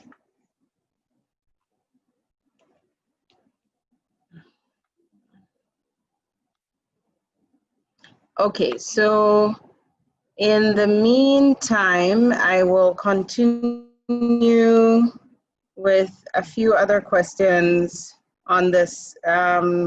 Okay, so I'll take some questions. I have a bunch in the chat, but they're all SSNIT related questions. So I'll go to those that have their hands up, and then let's see whether there are any questions related to investing. So I'll start with Adelaide, and I'll take note of your question, or you can go ahead. Hi. Hi, Adelaide. Yeah, good afternoon. Yes, good afternoon. Okay, so I have a couple of questions, one for Databank and the other for SSNIT. Okay. Yeah, so with Databank, I would like to ask, I started investment, I think I have 3 found. I have M found, B found, and EPAC. And I contributed into B found to like 20,000 somewhere in 2018. But then I realized it was, my money was always going down. Each time I go to check, it was like reducing in the amount. So that made me to withdraw all my money for my fund. So now I want to begin again. I think my fund is like 4 years. I started in 2016. So actually, I didn't sort of get more information, and I need to take out my money because my money is going. So I want to know what I can do from now. How do I start again? Okay. And can I ask the one for SSNIT? Yes, ask, and I'll make a note of it until Edmund comes back online. So go ahead. All right. So with SSNIT, I would like to know, I was a civil servant. I was working in a hospital. But last year, April, I got a contract with an international NGO. So now I'm working for them. So because of that, my SSNIT contribution stopped from last year, March. But because this new organization is not operating in Ghana and I'm not a resident, I'm recruited to go on a mission. But they give me a percentage of my salary for pension, but it's not paid directly like it used to be done when I was a civil servant with the government. So I want to know how I can put this money back into my pension scheme. Yeah. Okay, thank you so much, Adelaide. Kojo will answer actually both questions for you. Okay. Go ahead. So Adelaide, thank you very much. And your case is not peculiar, and it's not only a B fund phenomenon. And for everybody listening, I'm sure there are some people in similar situations where you are saying that you were investing in B fund. Since when? When did you start with B fund again? Since 2016. So since 2016. So from that point, you would have been seeing that your investment was growing to a point, and especially maybe in the last 2 years, you've started seeing it dropping. This is primarily because, as you know, B fund, ARC fund, EPAC all have equity in them. By equity, we mean it's not only, there are stocks that are listed on various stock markets in the portfolio. So it's a balanced portfolio where we have some fixed income, which means that we have some bills and bonds, and then we have stocks like we've bought stocks on the stock market like maybe Total, Goil, Unilever, Enterprise, things like that. So what happens is when the prices on the stock market start falling, then they have an impact on your investment. That is how, and for the balance funds, when the price is falling to the extent that the fall is more than what the gain in the fixed income is giving you, then you see it dropping. Those who are in EPAC will be seeing even a more steeper drop because there's very little fixed income to balance out. So most stock markets in the last 2 years across Africa, prices have been dropping. And that is why you saw your value dropping. But we always say that that is the nature of mutual funds that have stocks in them, that have equity. In the same vein, there will be a year where it will just start going up. So I can understand that you won't be happy or you'll be worried. That means that your risk appetite has reduced from when it was in 2016, and you want a more safer place to have your money. Even though one fine day, the stock market we expect will boom again and the prices will all shoot up. But by then, you would have already left. So when you are putting money in an equity-based fund like that, B fund, I think our recommended holding period is about 4 years. 4 years. But as we are learning more and more, it looks like we need to even be recommending longer periods. So what do? My initial advice that I give to most people is you can leave what you already had in B fund, ARC fund, or EPAC as it was. You don't need to really crystallize your loss. And then any additional monies that you have, you can take it into either M fund or EDI fund because those are mainly fixed income. And right now, the fixed income market is steadily in growth. So that is what my first advice is. If you still can't deal with it, fair enough, you can withdraw all the money, crystallize your loss in quotes, and place it either in EDI fund or M fund where it's all fixed income. So you can do both of that.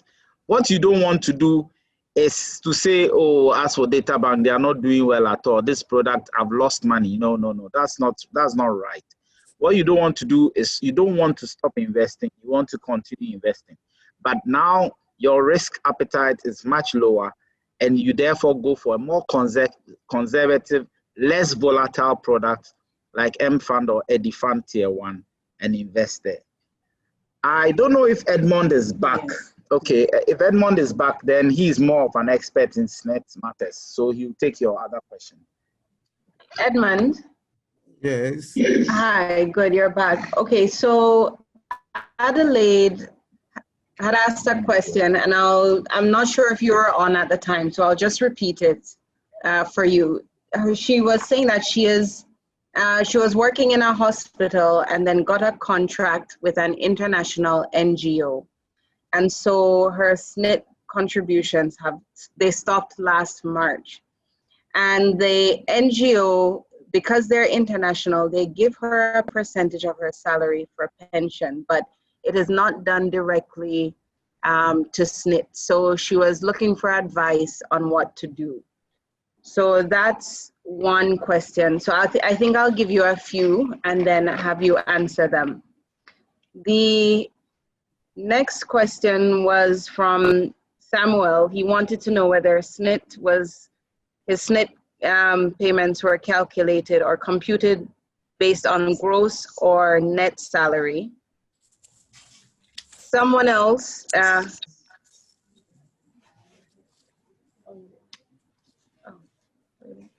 okay.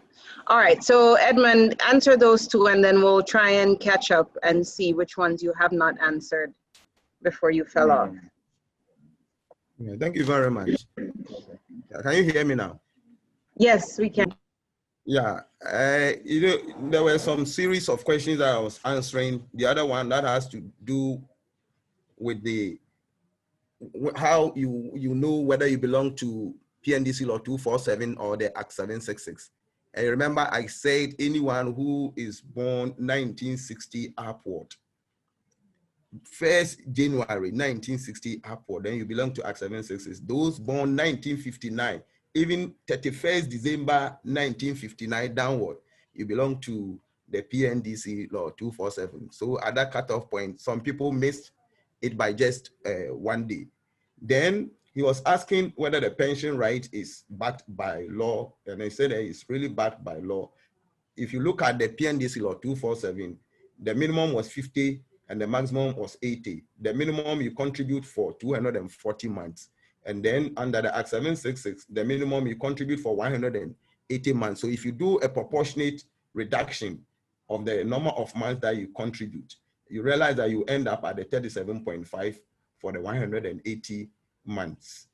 Remember, under the new law, the number of months you contribute to qualify for the pension was reduced from 240 months to 180 months. In other words, from 20 years to 15 years. So proportionate reduction will now also give you the 37.5 for the minimum contribution period. Then somebody also asked about the past credit. And what is it? The past credit, and then who and how. Those who qualify for past credit are those who were already under PNDC Law 247 and were transited to the Act 766, which started in 1st January 2010. So under PNDC Law 247, we were then contributing 17.5%. Now under Act 766, our contribution to the first year has now reduced from 17.5% to 13.5%. And that difference will give you 4%. Then it means that when now you joined the Act 766, only 13.5% will come to SSNIT, and then the 5% will go to your tier 2. So now the question is, what about the 17.5 you paid from the time that you joined the scheme up to December 2009, where the 2471 ended? So the difference of that 4% is calculated out of your basic salary. Is basic salary, somebody was asking of that question, where the rate is applied. Is it really applied to the basic salary where there is no deduction? Then the difference of that 4% is calculated from the time you join the scheme to December 2009. And that is for those who were already under PNDC Law 247 and have now transited onto the Act 766. Those already under PNDC Law 247 who did not transit will receive their PNDC Law 247, where they will get both their pension and lump sum from SSNIT. But for now, it has phased out. So that contribution from the time you join the scheme, the 4% to date, that is what we term as the past credit. In order not to confuse that with the lump sum, you know, now,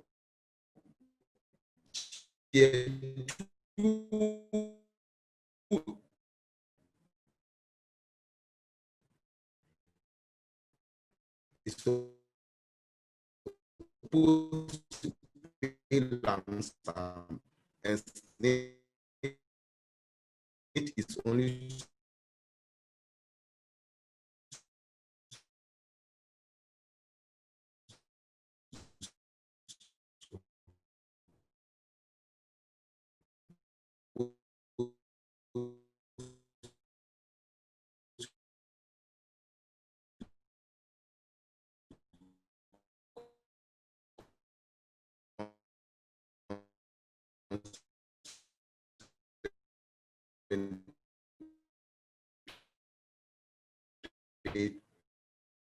on pension.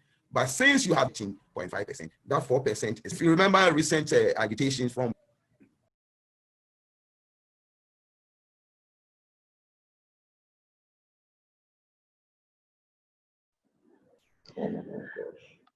Okay, I think Edmund is having issues again, so he's dropped off again.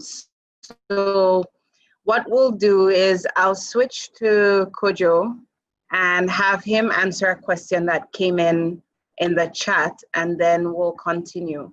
So the question to Kojo was, and this was from Ishmael, he says, there is the fear that a new government may come after financial institutions with some relations with present government officials. How should we treat this speculation with respect to withdrawing investments? Thank you. Okay, thank you very much. We get this question quite a bit, and it's not surprising, because the fact remains that the Minister of Finance is our founder, and we don't run away from it. It's a fact.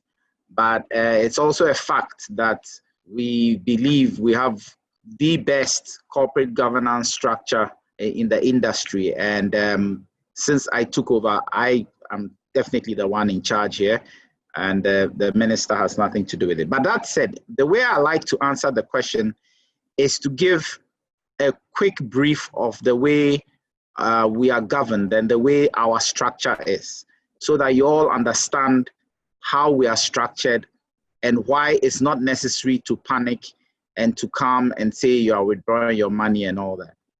So the funds that you are invested in, M Fund, EPAC, B Fund, ARC Fund, EDI Fund, they are all by law companies on their own.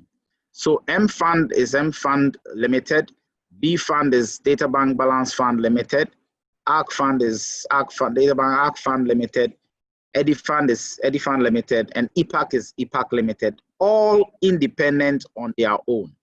So the products, you see them as products. You say you've bought M Fund or you've bought EPAC, but essentially what you have done is you have become a shareholder of M Fund, you have become a shareholder of ARC Fund, you have become a shareholder of whatever product it is. These are all companies on their own. These companies have separate board of directors, independent board of directors, independent of Databank, the fund manager. So all these products, yes, they have the Databank name, we created them, but they are independent companies on their own. And it is Databank Asset Management Limited that is the fund manager for these products. So where Databank as a company come in, and where essentially where you say they are related to government officials, is at the fund manager level, if any. But even though that, you know that Ken doesn't sit on our board or anything of that nature. So the products which our companies are, they are on their own companies by themselves with independent board of directors. And if you check in our annual reports and on our website and everywhere, you will see these independent directors who have nothing to do with the day-to-day administration of what's going on at Databank, who are themselves shareholders of M Fund, EPAC, B Fund, and are interested to ensure that the investments that are being done by these companies or these funds are according to law. They meet quarterly. There are audit subcommittee meetings that are done. We have qualified auditors who audit the books. And you will notice that I am the only management member who is a board member on those boards. I cannot, or nobody, in fact, not even the shareholders of the fund manager can direct what those board members will do with your money, because they are sitting there in a fiduciary responsibility. Every quarter, we have to go in and report that we got X amount of money. This is what we did with the money. This is where we placed it. We answer why did we place it there, what the risks are, what measures are we taking to mitigate. So essentially, I mean, to even put it bluntly, we can't take your money and decide that we are going to buy a house or a car. When the scheme particulars that we signed up and filed at the Securities and Exchange Commission say for M-Fund, we'll buy fixed income products, treasury bills, bonds, corporate bonds, and where we said for EPAC or Part B fund, we will buy stocks. So when you come and check, the board of directors will ensure that what we said we'll use the money to do, we will do. So let me just put it that worst case scenario, let's put it worst case scenario. A government comes, as you are saying, and they come and say, we are shutting down Databank, the fund manager, that's Databank Asset Management Limited. They cannot touch your M-Fund Company Limited. Nobody can touch that unless the M-Fund has done something against the law that the directors and SEC will come and touch. The worst thing is the directors at M-Fund or EPAC or AC Fund or B Fund will just have to appoint a new fund manager. And note, by law, every one of these funds has a custodian bank. So those of you who even specially deposit physically, when you walk into a data bank physical address, you notice that you don't hand over money to any data bank staff. We don't have a right to collect your money. We don't collect the money. It is our partner bank, as one of the questions one of you answered. We have partner banks, UBA, Access, ABSA, GT Bank, Zenith Bank. You know, we have to work with a partner bank. So sometimes I smile when people say we collapsed a bank in our own interest. Some of the banks that went down, we were working with them. We had money sitting there. So what interest do we have to see that a commercial bank is going down? It is not in our interest at all. The more banks we work with, the better it is for us. So you would have placed the money with a custodian bank. Now, the way it works is when our fund managers have scouted and seen that there's this stock we want to buy, we then instruct our bankers, the custody bank, to move the money to go and purchase. We don't have anything to do with the money.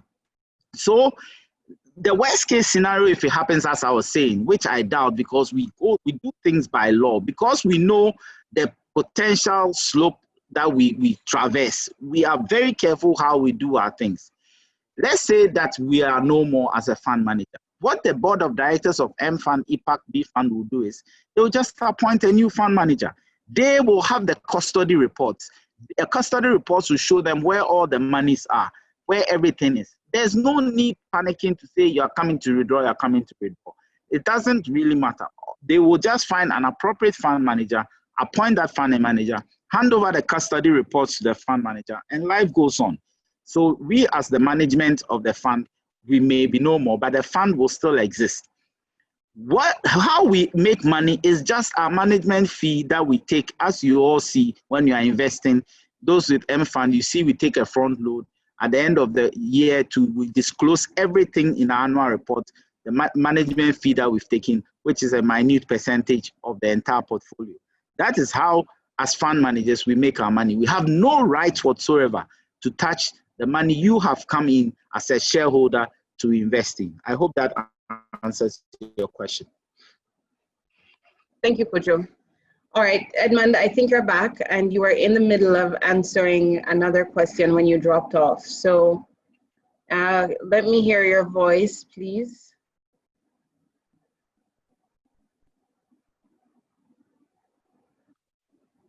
Okay, Edmund, try unmuting yourself. Hello. Yeah, perfect. Okay, you can continue again. Yeah, right. Just to summarize the past credits, I was able to explain that those who transited from the PNDC Law 247 to the Act 766, that was in January 2010, we already had our 4% under the old law, which is the PNDC law 247. By then, we're contributing 17.5. Now, under the new law that we have transited, is 13.5. So there's a difference of 4%. And that 4% will have to be calculated from the date that you joined the scheme to December 2009. And it used to be on a prevailing treasury rate, 75% of it. But now, recently, it was agreed that it should be 100% of the prevailing treasury rate. And then, secondly, instead of rolling it on annual basis, it has now been changed to quarterly basis. So it means that for every 3 months, we have to roll it over and then apply the prevailing 100% treasury bill rate on that. And that is why recently you saw a lot of people coming in for the difference of their past credit.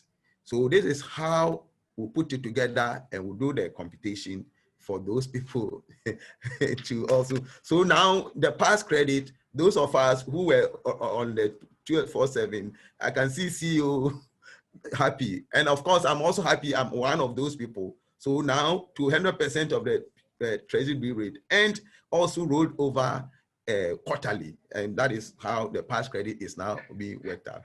If you check those who have the difference, especially from where I came from, Tapa, come and see the miners. They were so happy when they had it. You see, when you come down, people with low salary, they don't appreciate Social Security. But those who are taking high salaries, Pastor, if you go and condemn SSNIT to them, you are in trouble. You are in big trouble. So they earn so much from that.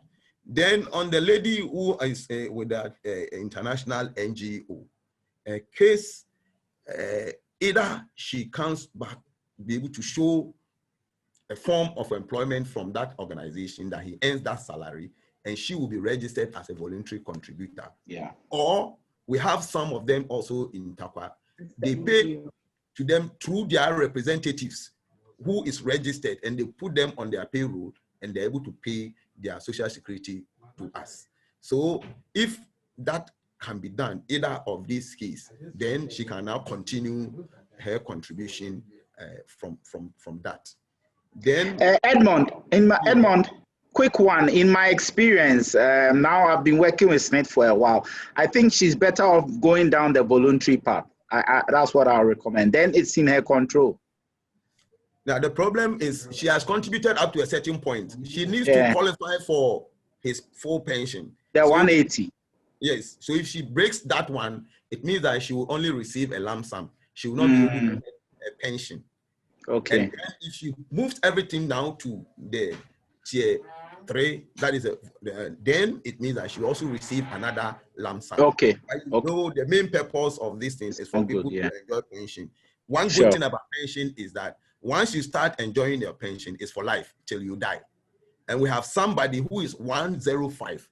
Can you imagine? He started earning the pension at the age of 60. And now 105, he's still alive and he's still being paid his pension. So that is the essence for a lot of people to qualify for pension. And that is why Act 766 had to reduce the minimum qualifying period from 240 months to 180 months, or from 20 years now to 50 years. So now a lot of people can now qualify for their pension. Okay, thank you. You're welcome.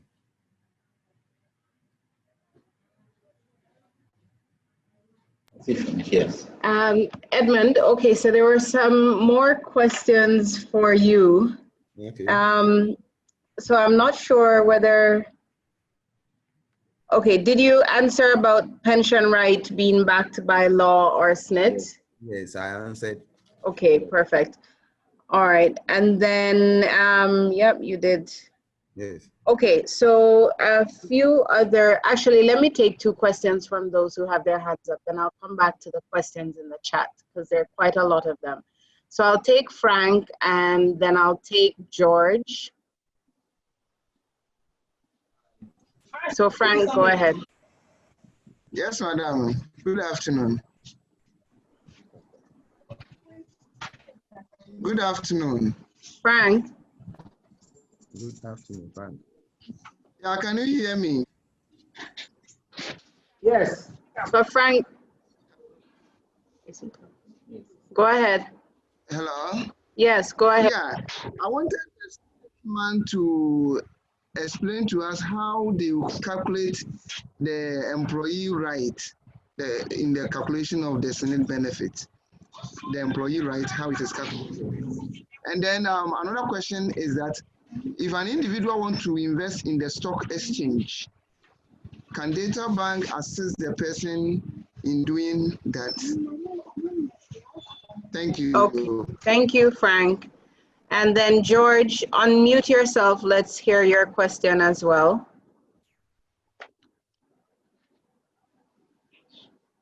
George, go.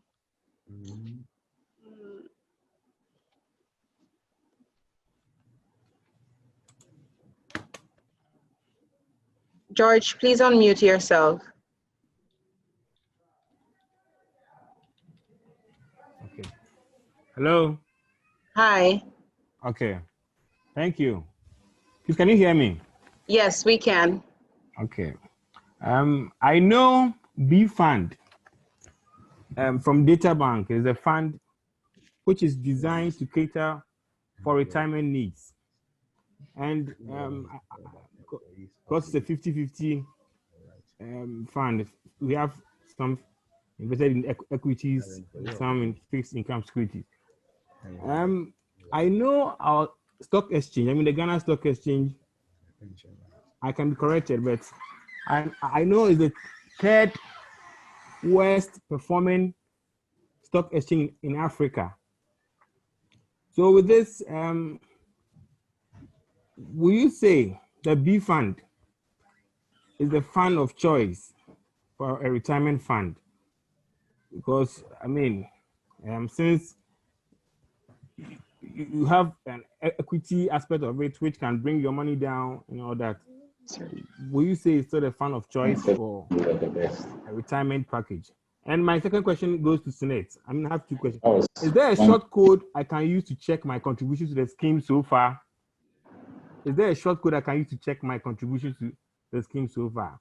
And lastly, why do I need to show evidence of payment to SSNIT if, let's say, I've switched employment from one employer to the other? I mean, maybe I've changed, I've switched from employment for let's say for some 3 companies. Why do I have to show evidence of payment of SSNIT from my former employer? I think SSNIT should have that, because once they are paying on my behalf, SSNIT should have that record. Why should I give evidence of that? Thank you. Thank you, George. Okay, I think Edmund, since you heard those questions, answer those, and then I'll come back to Kojo to set that both George asked and Frank asked. Okay. No, Frank was employee, right? Okay, thank you very much. I think Frank was trying to ask of the pension rights, but he mentioned employee rights. So if he's talking about the pension right, like I said, it is determined by the number of months that you contribute towards the scheme. If you contribute for a minimum of 180 months, which is equivalent to 15 years, that gives you the 37.5% as your pension rights. And for each additional year, it increases by 1.125%. So by way of a reading reckoner, if you are 15 years, we peg you at 38%. If you've done 16 years, we peg you at 39. If you've done 17 years, we peg you at 40. If you've done 18, we peg you 41. Up to 35 years, which is the maximum number of years that you can contribute. And that will give you the maximum pension right of 60%. So that is how the pension right is under Act 766. But under PNDC law 247, remember the minimum, which is calculated on the 240 months that you did, that will give you the minimum of 50%. And that will also grow by 1.5 till you get the maximum of 80%. But since now most of us are under 766, that is why I use the 766 ready reckoner. That adds up 1.125 for every additional year that you did. If you did for some month and you want to know the month, you only divide the 1.125 by 12 months, and that will give you the 0.09375 as the monthly increment of your pay. So it starts from the minimum of 37.5 to a maximum of 60%. So Frank, that is how the employee right is calculated. Then George was trying to know if there's a short code for, yes. Now we have the SSNIT portal. You only get in touch with us and then we complete the SSNIT portal form for you for the registration. When you are registered, then you are given a password. Then you have access to the SSNIT website, of which you can get your statement, you can ask any questions, and you will be readily answered on that. So just get in touch for us to complete the SSNIT portal form for you. And with that one, we give you the password, and that will enable you to always access that. And then his second question was that, why is he supposed to show evidence of payment from his former employer when he joins a new one? In fact, I don't know who said him that's a question that he should submit his former.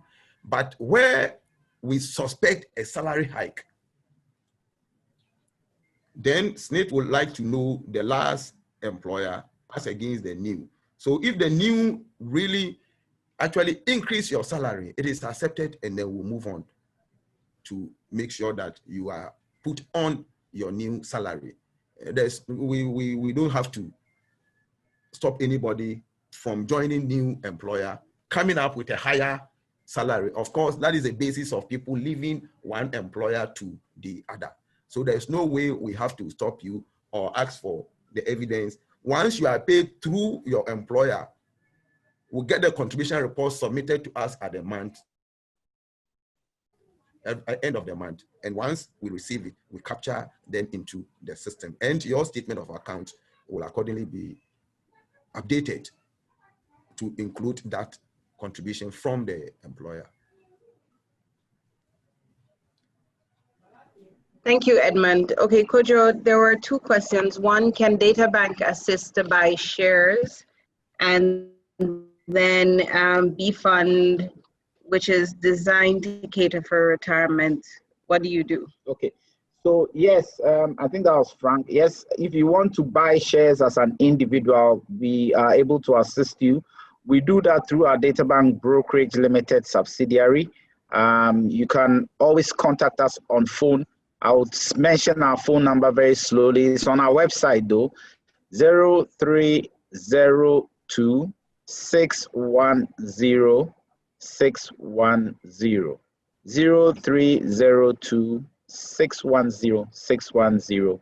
Somebody will definitely help you if you want to purchase shares on your own as an individual. Or you can send an email to info, I-N-F-O, info at databankgroup.com.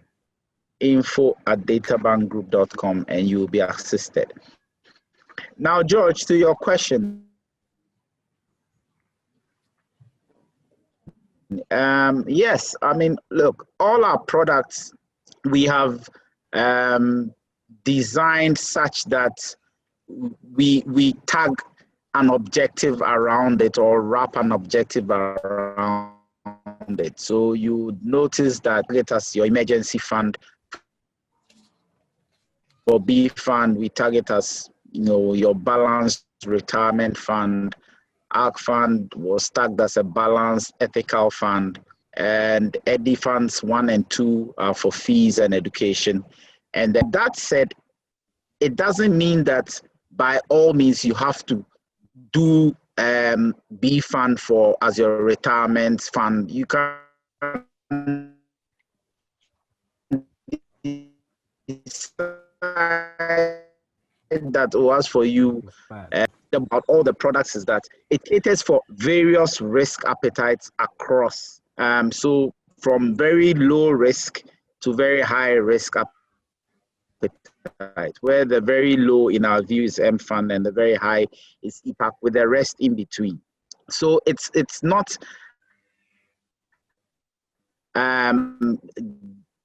but it's not by force. Let me go into that. And I'll also pick up on the point to make about the third worst performing.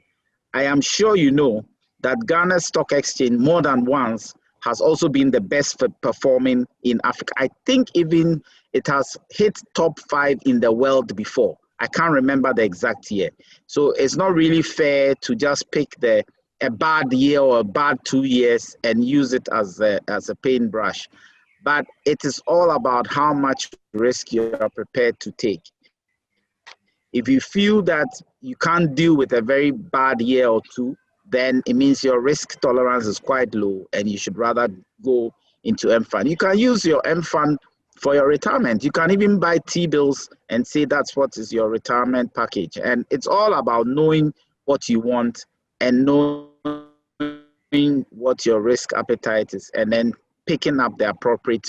We have managed to at least wrap an objective around each of our funds to help guide you in what you want to do. You see, because retirement is such a long-term thing, imagine you walk into, Edmond has told you that you start preparing for your retirement the day you start working. So imagine you walk into a firm, your first job at 25. It means that till 60, you have how much? 35 years of working. I don't see how you would end up being on the loss side. I'm sure you would have many good years of stock market performance and many, many good years of fixed income performance.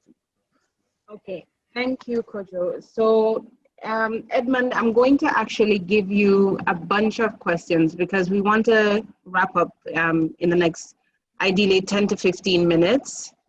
So I'll try and clear all the questions that we have, and then I'll ask you to write them down because maybe some of them you can group the answers together as well. So Mavis asked whether can more than one employer contribute to SSNIT on your behalf?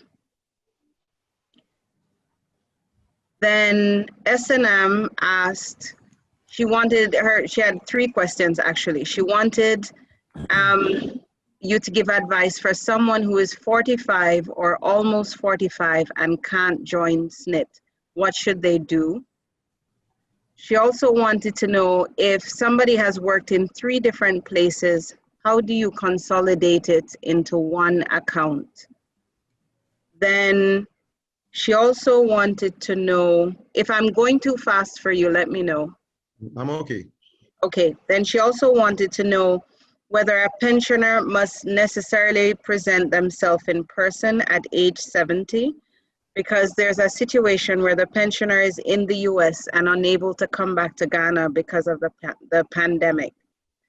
Then there is a question from Gideon on how does SSNIT work for people in the informal sector? What should they do? Then another person, the initials are GSM, said, if I walk into SSNIT tomorrow, can someone help me calculate the pension payments based on my current data? And then the last one that I'll give you is the person asked, if you die before 55, how is SSNIT calculated and will the beneficiaries get anything? Okay, thank you very much. All right. Yeah, so the first one from Mavis was trying to know if she works with 2 organizations. And I think earlier on, I talked about multiple contribution. once you work with two organizations, remember you use only one social security number. There is no, you shouldn't have two. If you have two, you will need to merge it and make sure that you get only one social security. Because at the end of the day, you need to benefit once. We don't pay differently. So you can work even three, like somebody asked whether he works with three companies. Will you be able to contribute? Yes, you can contribute into one account by using the same social security number. And that is what we term as the multiple contribution. Then from SSNIT, the one which is 45 plus years, I think I said earlier on that the entry is 15 and the maximum is 45. So after 45, all your contributions, that is the 18.5%, should be paid into your second tier account. So if you are 45 plus year, please immediately after this program, go and see Databank. And then they will take all your 18.5%. And that will enable you to get the lump sum from the Databank. So it's good you are on this program. Then somebody was asking, in case of the pandemic, how, if he's abroad, how is he coming down to, or how are we going to? In fact, this is a great area. We need to make sure that we get the necessary information for our people before we can give the answer to this particular question.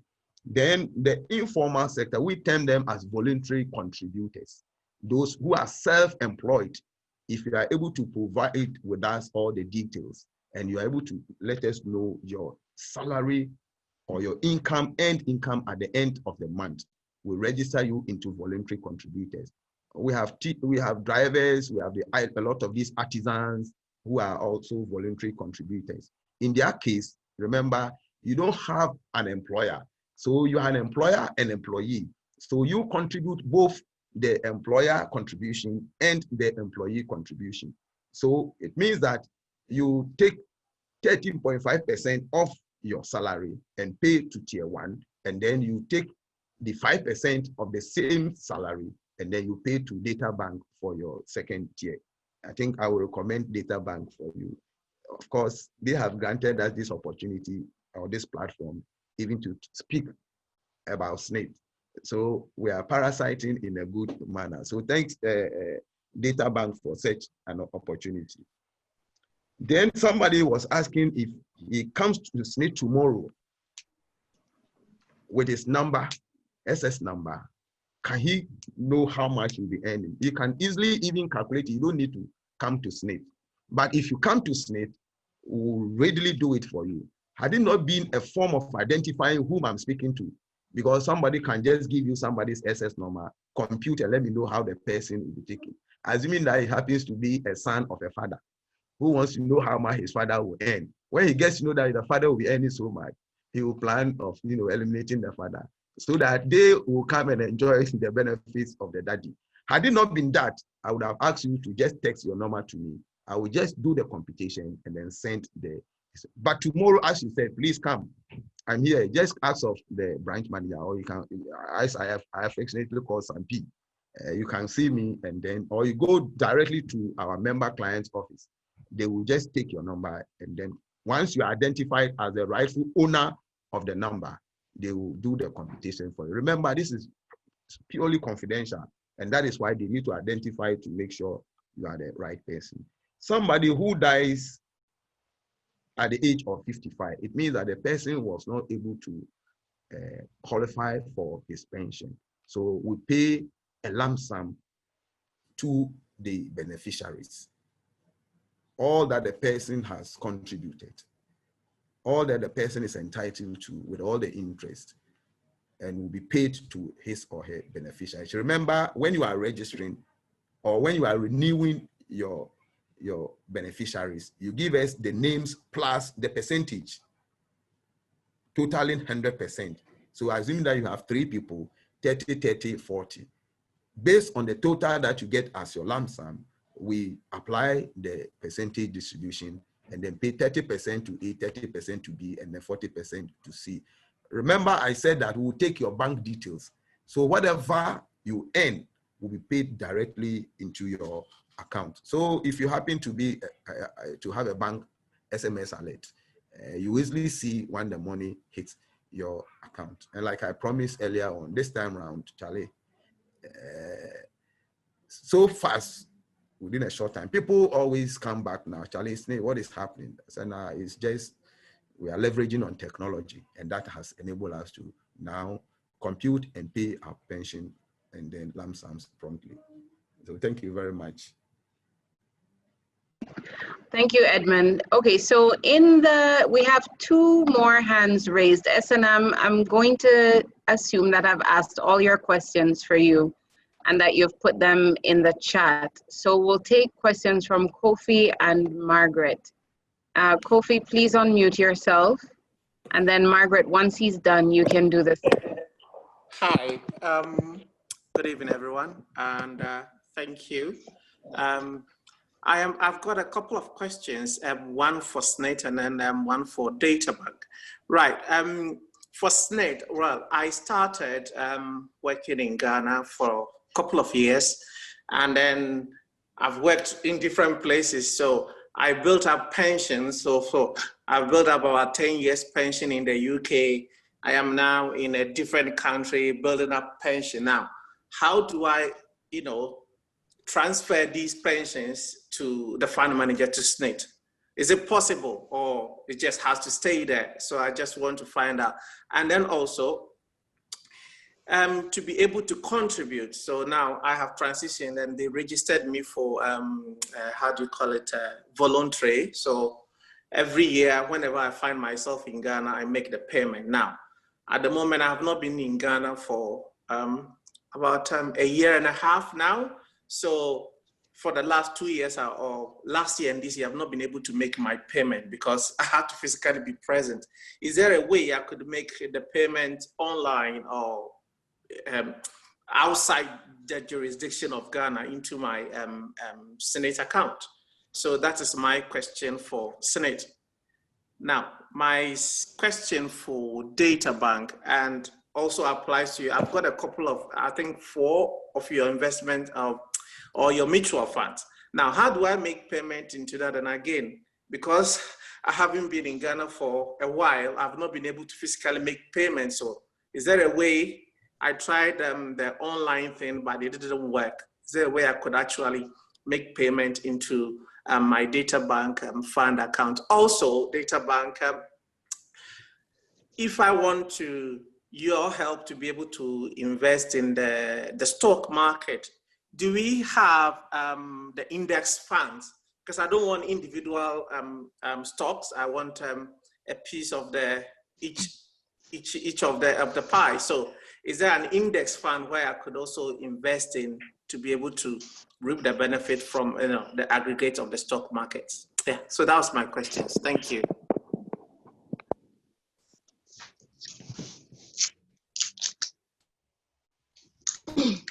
All right, Kofi, thank you. Margaret, one moment, please. Kofi, to clarify with your first question, you said you had started working in Ghana and then you've moved to different countries. And so you're talking about the portion that you have in, do you want to get the money that's outside of the country into your SSNIT? Or can you just clarify your question again one more time, please? Just that one.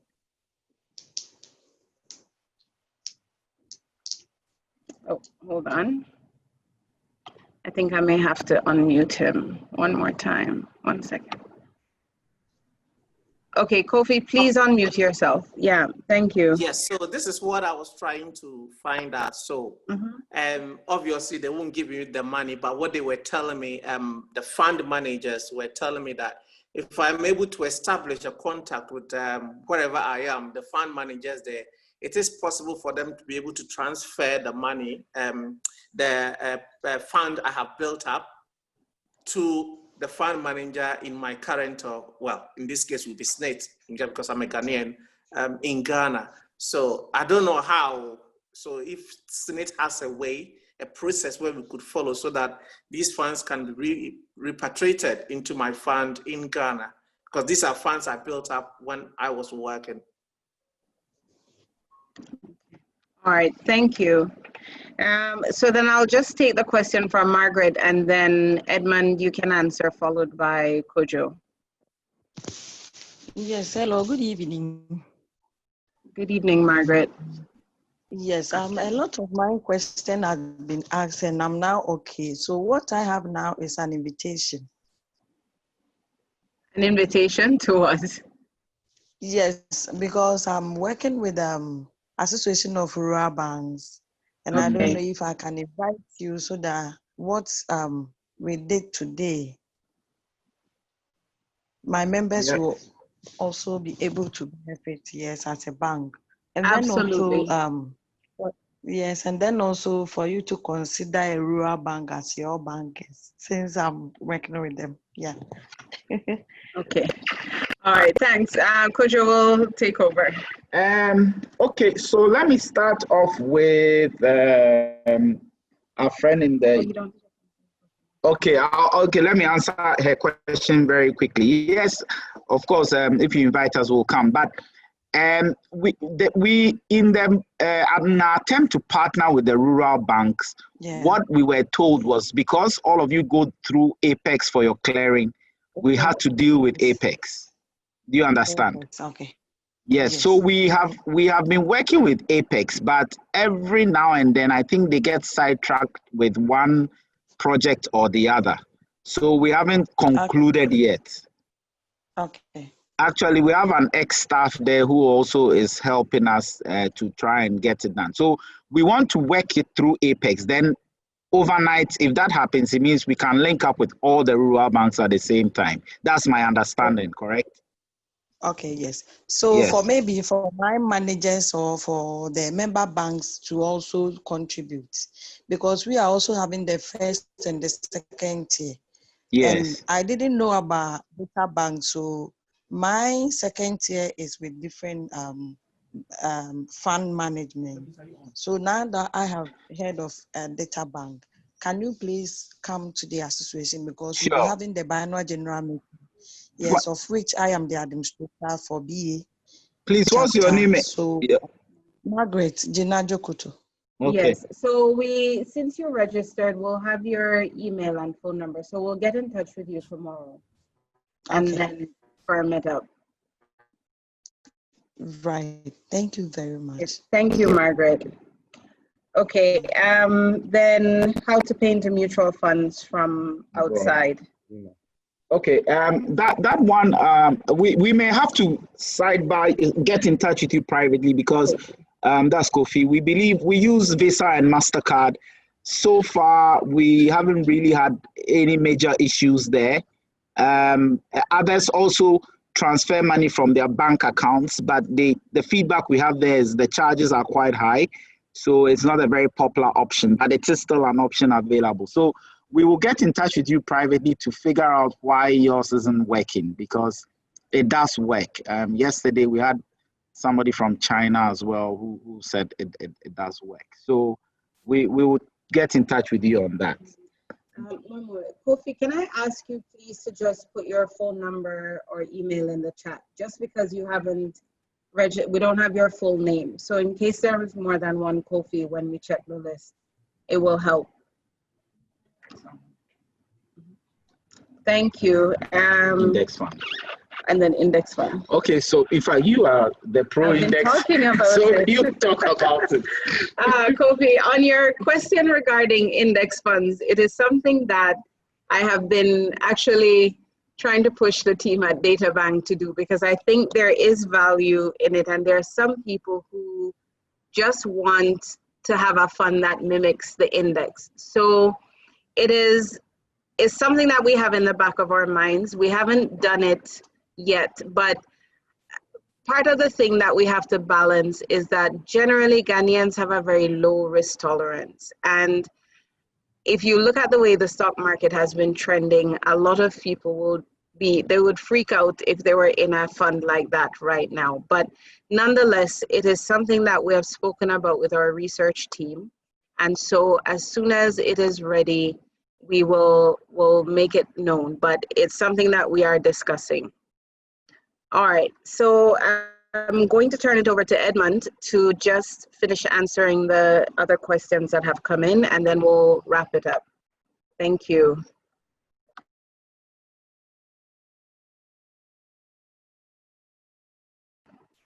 Edmund, you can go ahead. Do you need me to repeat the questions for you? It's frozen. Oh. He seems to be frozen. Okay. Unfortunately, we just lost Edmund again. So, Kofi, what I'll do in the interest of time is I've noted your questions and we will have your contact information. So I'll get the answer from Edmund and get him to reach out to you.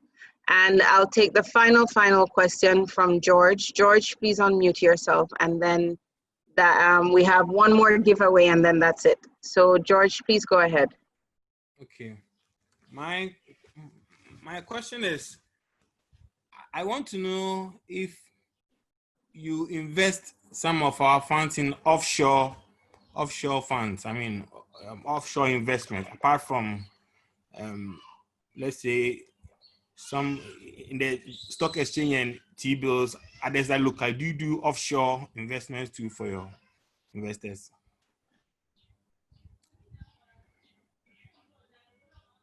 If I really understand but what we do, because I think you are using offshore in a certain context, but what we do is we do invest on other stock markets in Africa. EPAC has investments in Egypt, in Kenya, Nigeria, South Africa, Malawi, 7 countries. The Senegal Cote d'Ivoire group, what they call BVRM.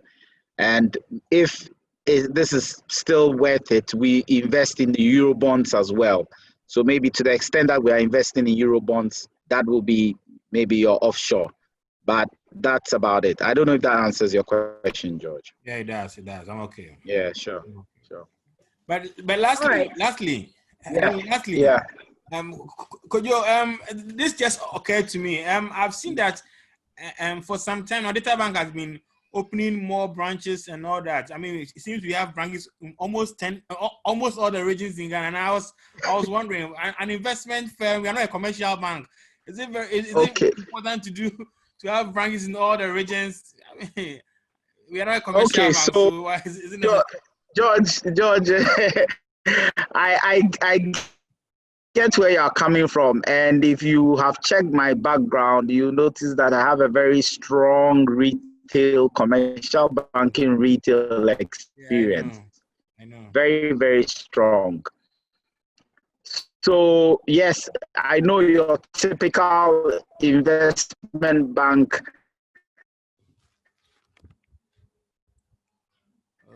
does not have that kind of posture. Hadn't reached anywhere at all. Like, we hadn't even scratched the surface, and people didn't understand what was going on or what investment was about. And I found it was not even helping the investment banking industry and not making people understand what it meant to invest in a mutual fund, as an example. And all people would know is, I have 100 cedis in 3 months, what will I get? That was all. Like, fixed income was fixed deposit. That was it. So we needed to change strategy and change course to send out the message. And I couldn't sit in Accra, Kumasi, Takrade, and Tema and pretend that we were reaching out to Ghanaians. We didn't even have Zoom and things back then. So there had to be a way to really reach out and send the message out to people and break it down to their level. That's how come we had to go down this path. And it's helped a great, and I believe in strategy, first of all, to get as many Ghanaians as possible to understand the difference between investment banking and commercial banking, because it's not there. And even then, I don't think we've even penetrated 1 or 2% of the universe. That we don't have a retail network where your people are all over the place at the same time. We can't do what we want to do. So that's why. And so it's our own unique strategy, and I think it's working. Okay. I hope it's not incurring so much cost on Databank, because you need to spend money to maintain all the branches. You can check the annual reports. Not at all. We do it very carefully and very strategically. Very. Okay. Thank you, George. All right. So I have just a few giveaways, and then we'll wrap it up. So this is for, if I can get everybody to lower their hands, please. And then I'm going to ask a question that will be for 20 CDs airtime. So the question is, and Kojo mentioned it in his presentation, out of every 100 Ghanaians who retire, what percentage is able to retire comfortably? And then what percentage is must continue working? And then how many must depend on SSNIT charity relatives? I'll start with George. Okay, George, please go ahead with your answer.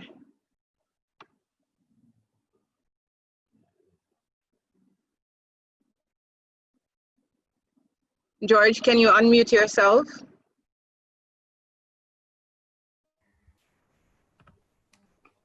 Please, the question again. Please, the question again. So, in the presentation that Kojo did, there was a statistic that he shared that said out of every 100 Ghanaians, a certain number are able to retire comfortably. Then another number must continue working, and then one more number will need to depend on SSNIT charity relatives. I wanted to know, what are those three numbers? No, I can't George. recall. I can't recall. All right. Then I am going to give Captain a chance. Captain, please unmute yourself.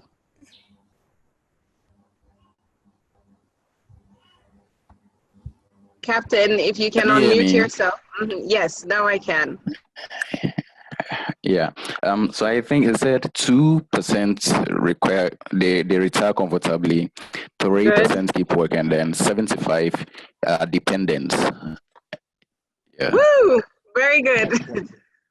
So 2% retire comfortably. So 2 out of every 100 retire comfortably. 23 must continue working, and 75 must depend on charity, family, SSNIT to survive.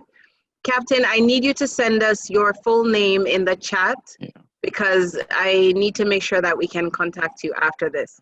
So if everyone can lower their hands, I have 50 CDs, a 50 CD, no, sorry, actually 100 CD gift voucher to give away. Damn. Wow.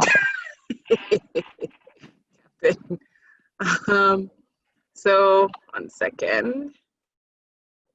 All right, so this question, of course, will not be as easy. So the question is, 1 second. All right. What is, oh, the hands are up already. Okay. What is the minimum contribution period to qualify for pension benefits from SSNIT? So Francis, sorry, has his hand up. Francis, please go ahead. So what is the minimum contribution period to qualify for pension benefits from SSNIT? The maximum is... Minimum. Minimum is 240. No, I'm sorry. This is the new act. Okay, let me give you a second chance. This is the new act that we're referring to. So what is the minimum contribution period? That's 180. Okay, all right. Well done. You've just won 100 CDs in a gift voucher. All right. And then we have one more gift voucher, this time for 150 CDs. So if everybody can lower their hands, please. If the hands can be lowered, this is the last gift voucher to be given out for the day. And this one is a tough question. So I still see some hands. So if we can, two more, one more, perfect. Okay, hold on. Let me mute. Francis, let me just mute you. Okay, Bernard, please lower your hand. And so, okay, can I get you? Thank you. Perfect. Okay, now, what percentage of your salary can be contributed to Tier 3 of the pension scheme if you are a formal sector worker or you are an informal sector worker? So I'm looking for 2 percentages. And I'll repeat the question one more time. What percentage of your salary can be contributed to Tier 3 if you are a formal sector worker or if you are an informal sector worker? So Lydia. 36. Please clarify your answer. So say it again. So if you're a formal sector, how much? Lydia, you're on mute. Okay, 1 second. Please unmute yourself. Yeah. Okay. For the formal sector, it's 18%. Then informal is 36%. That is not correct. Oh. Close, but not correct. Oh. So, okay, we're going to Captain again. All right, 1 second. Captain, do you have an answer? Unmute yourself, please.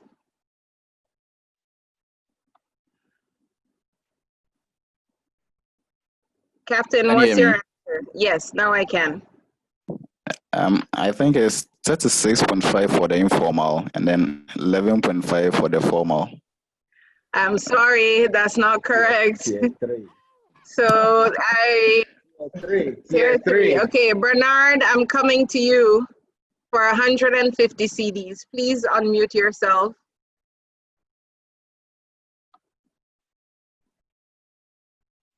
Bernard. Okay. Okay, Bernard, are you able to unmute yourself?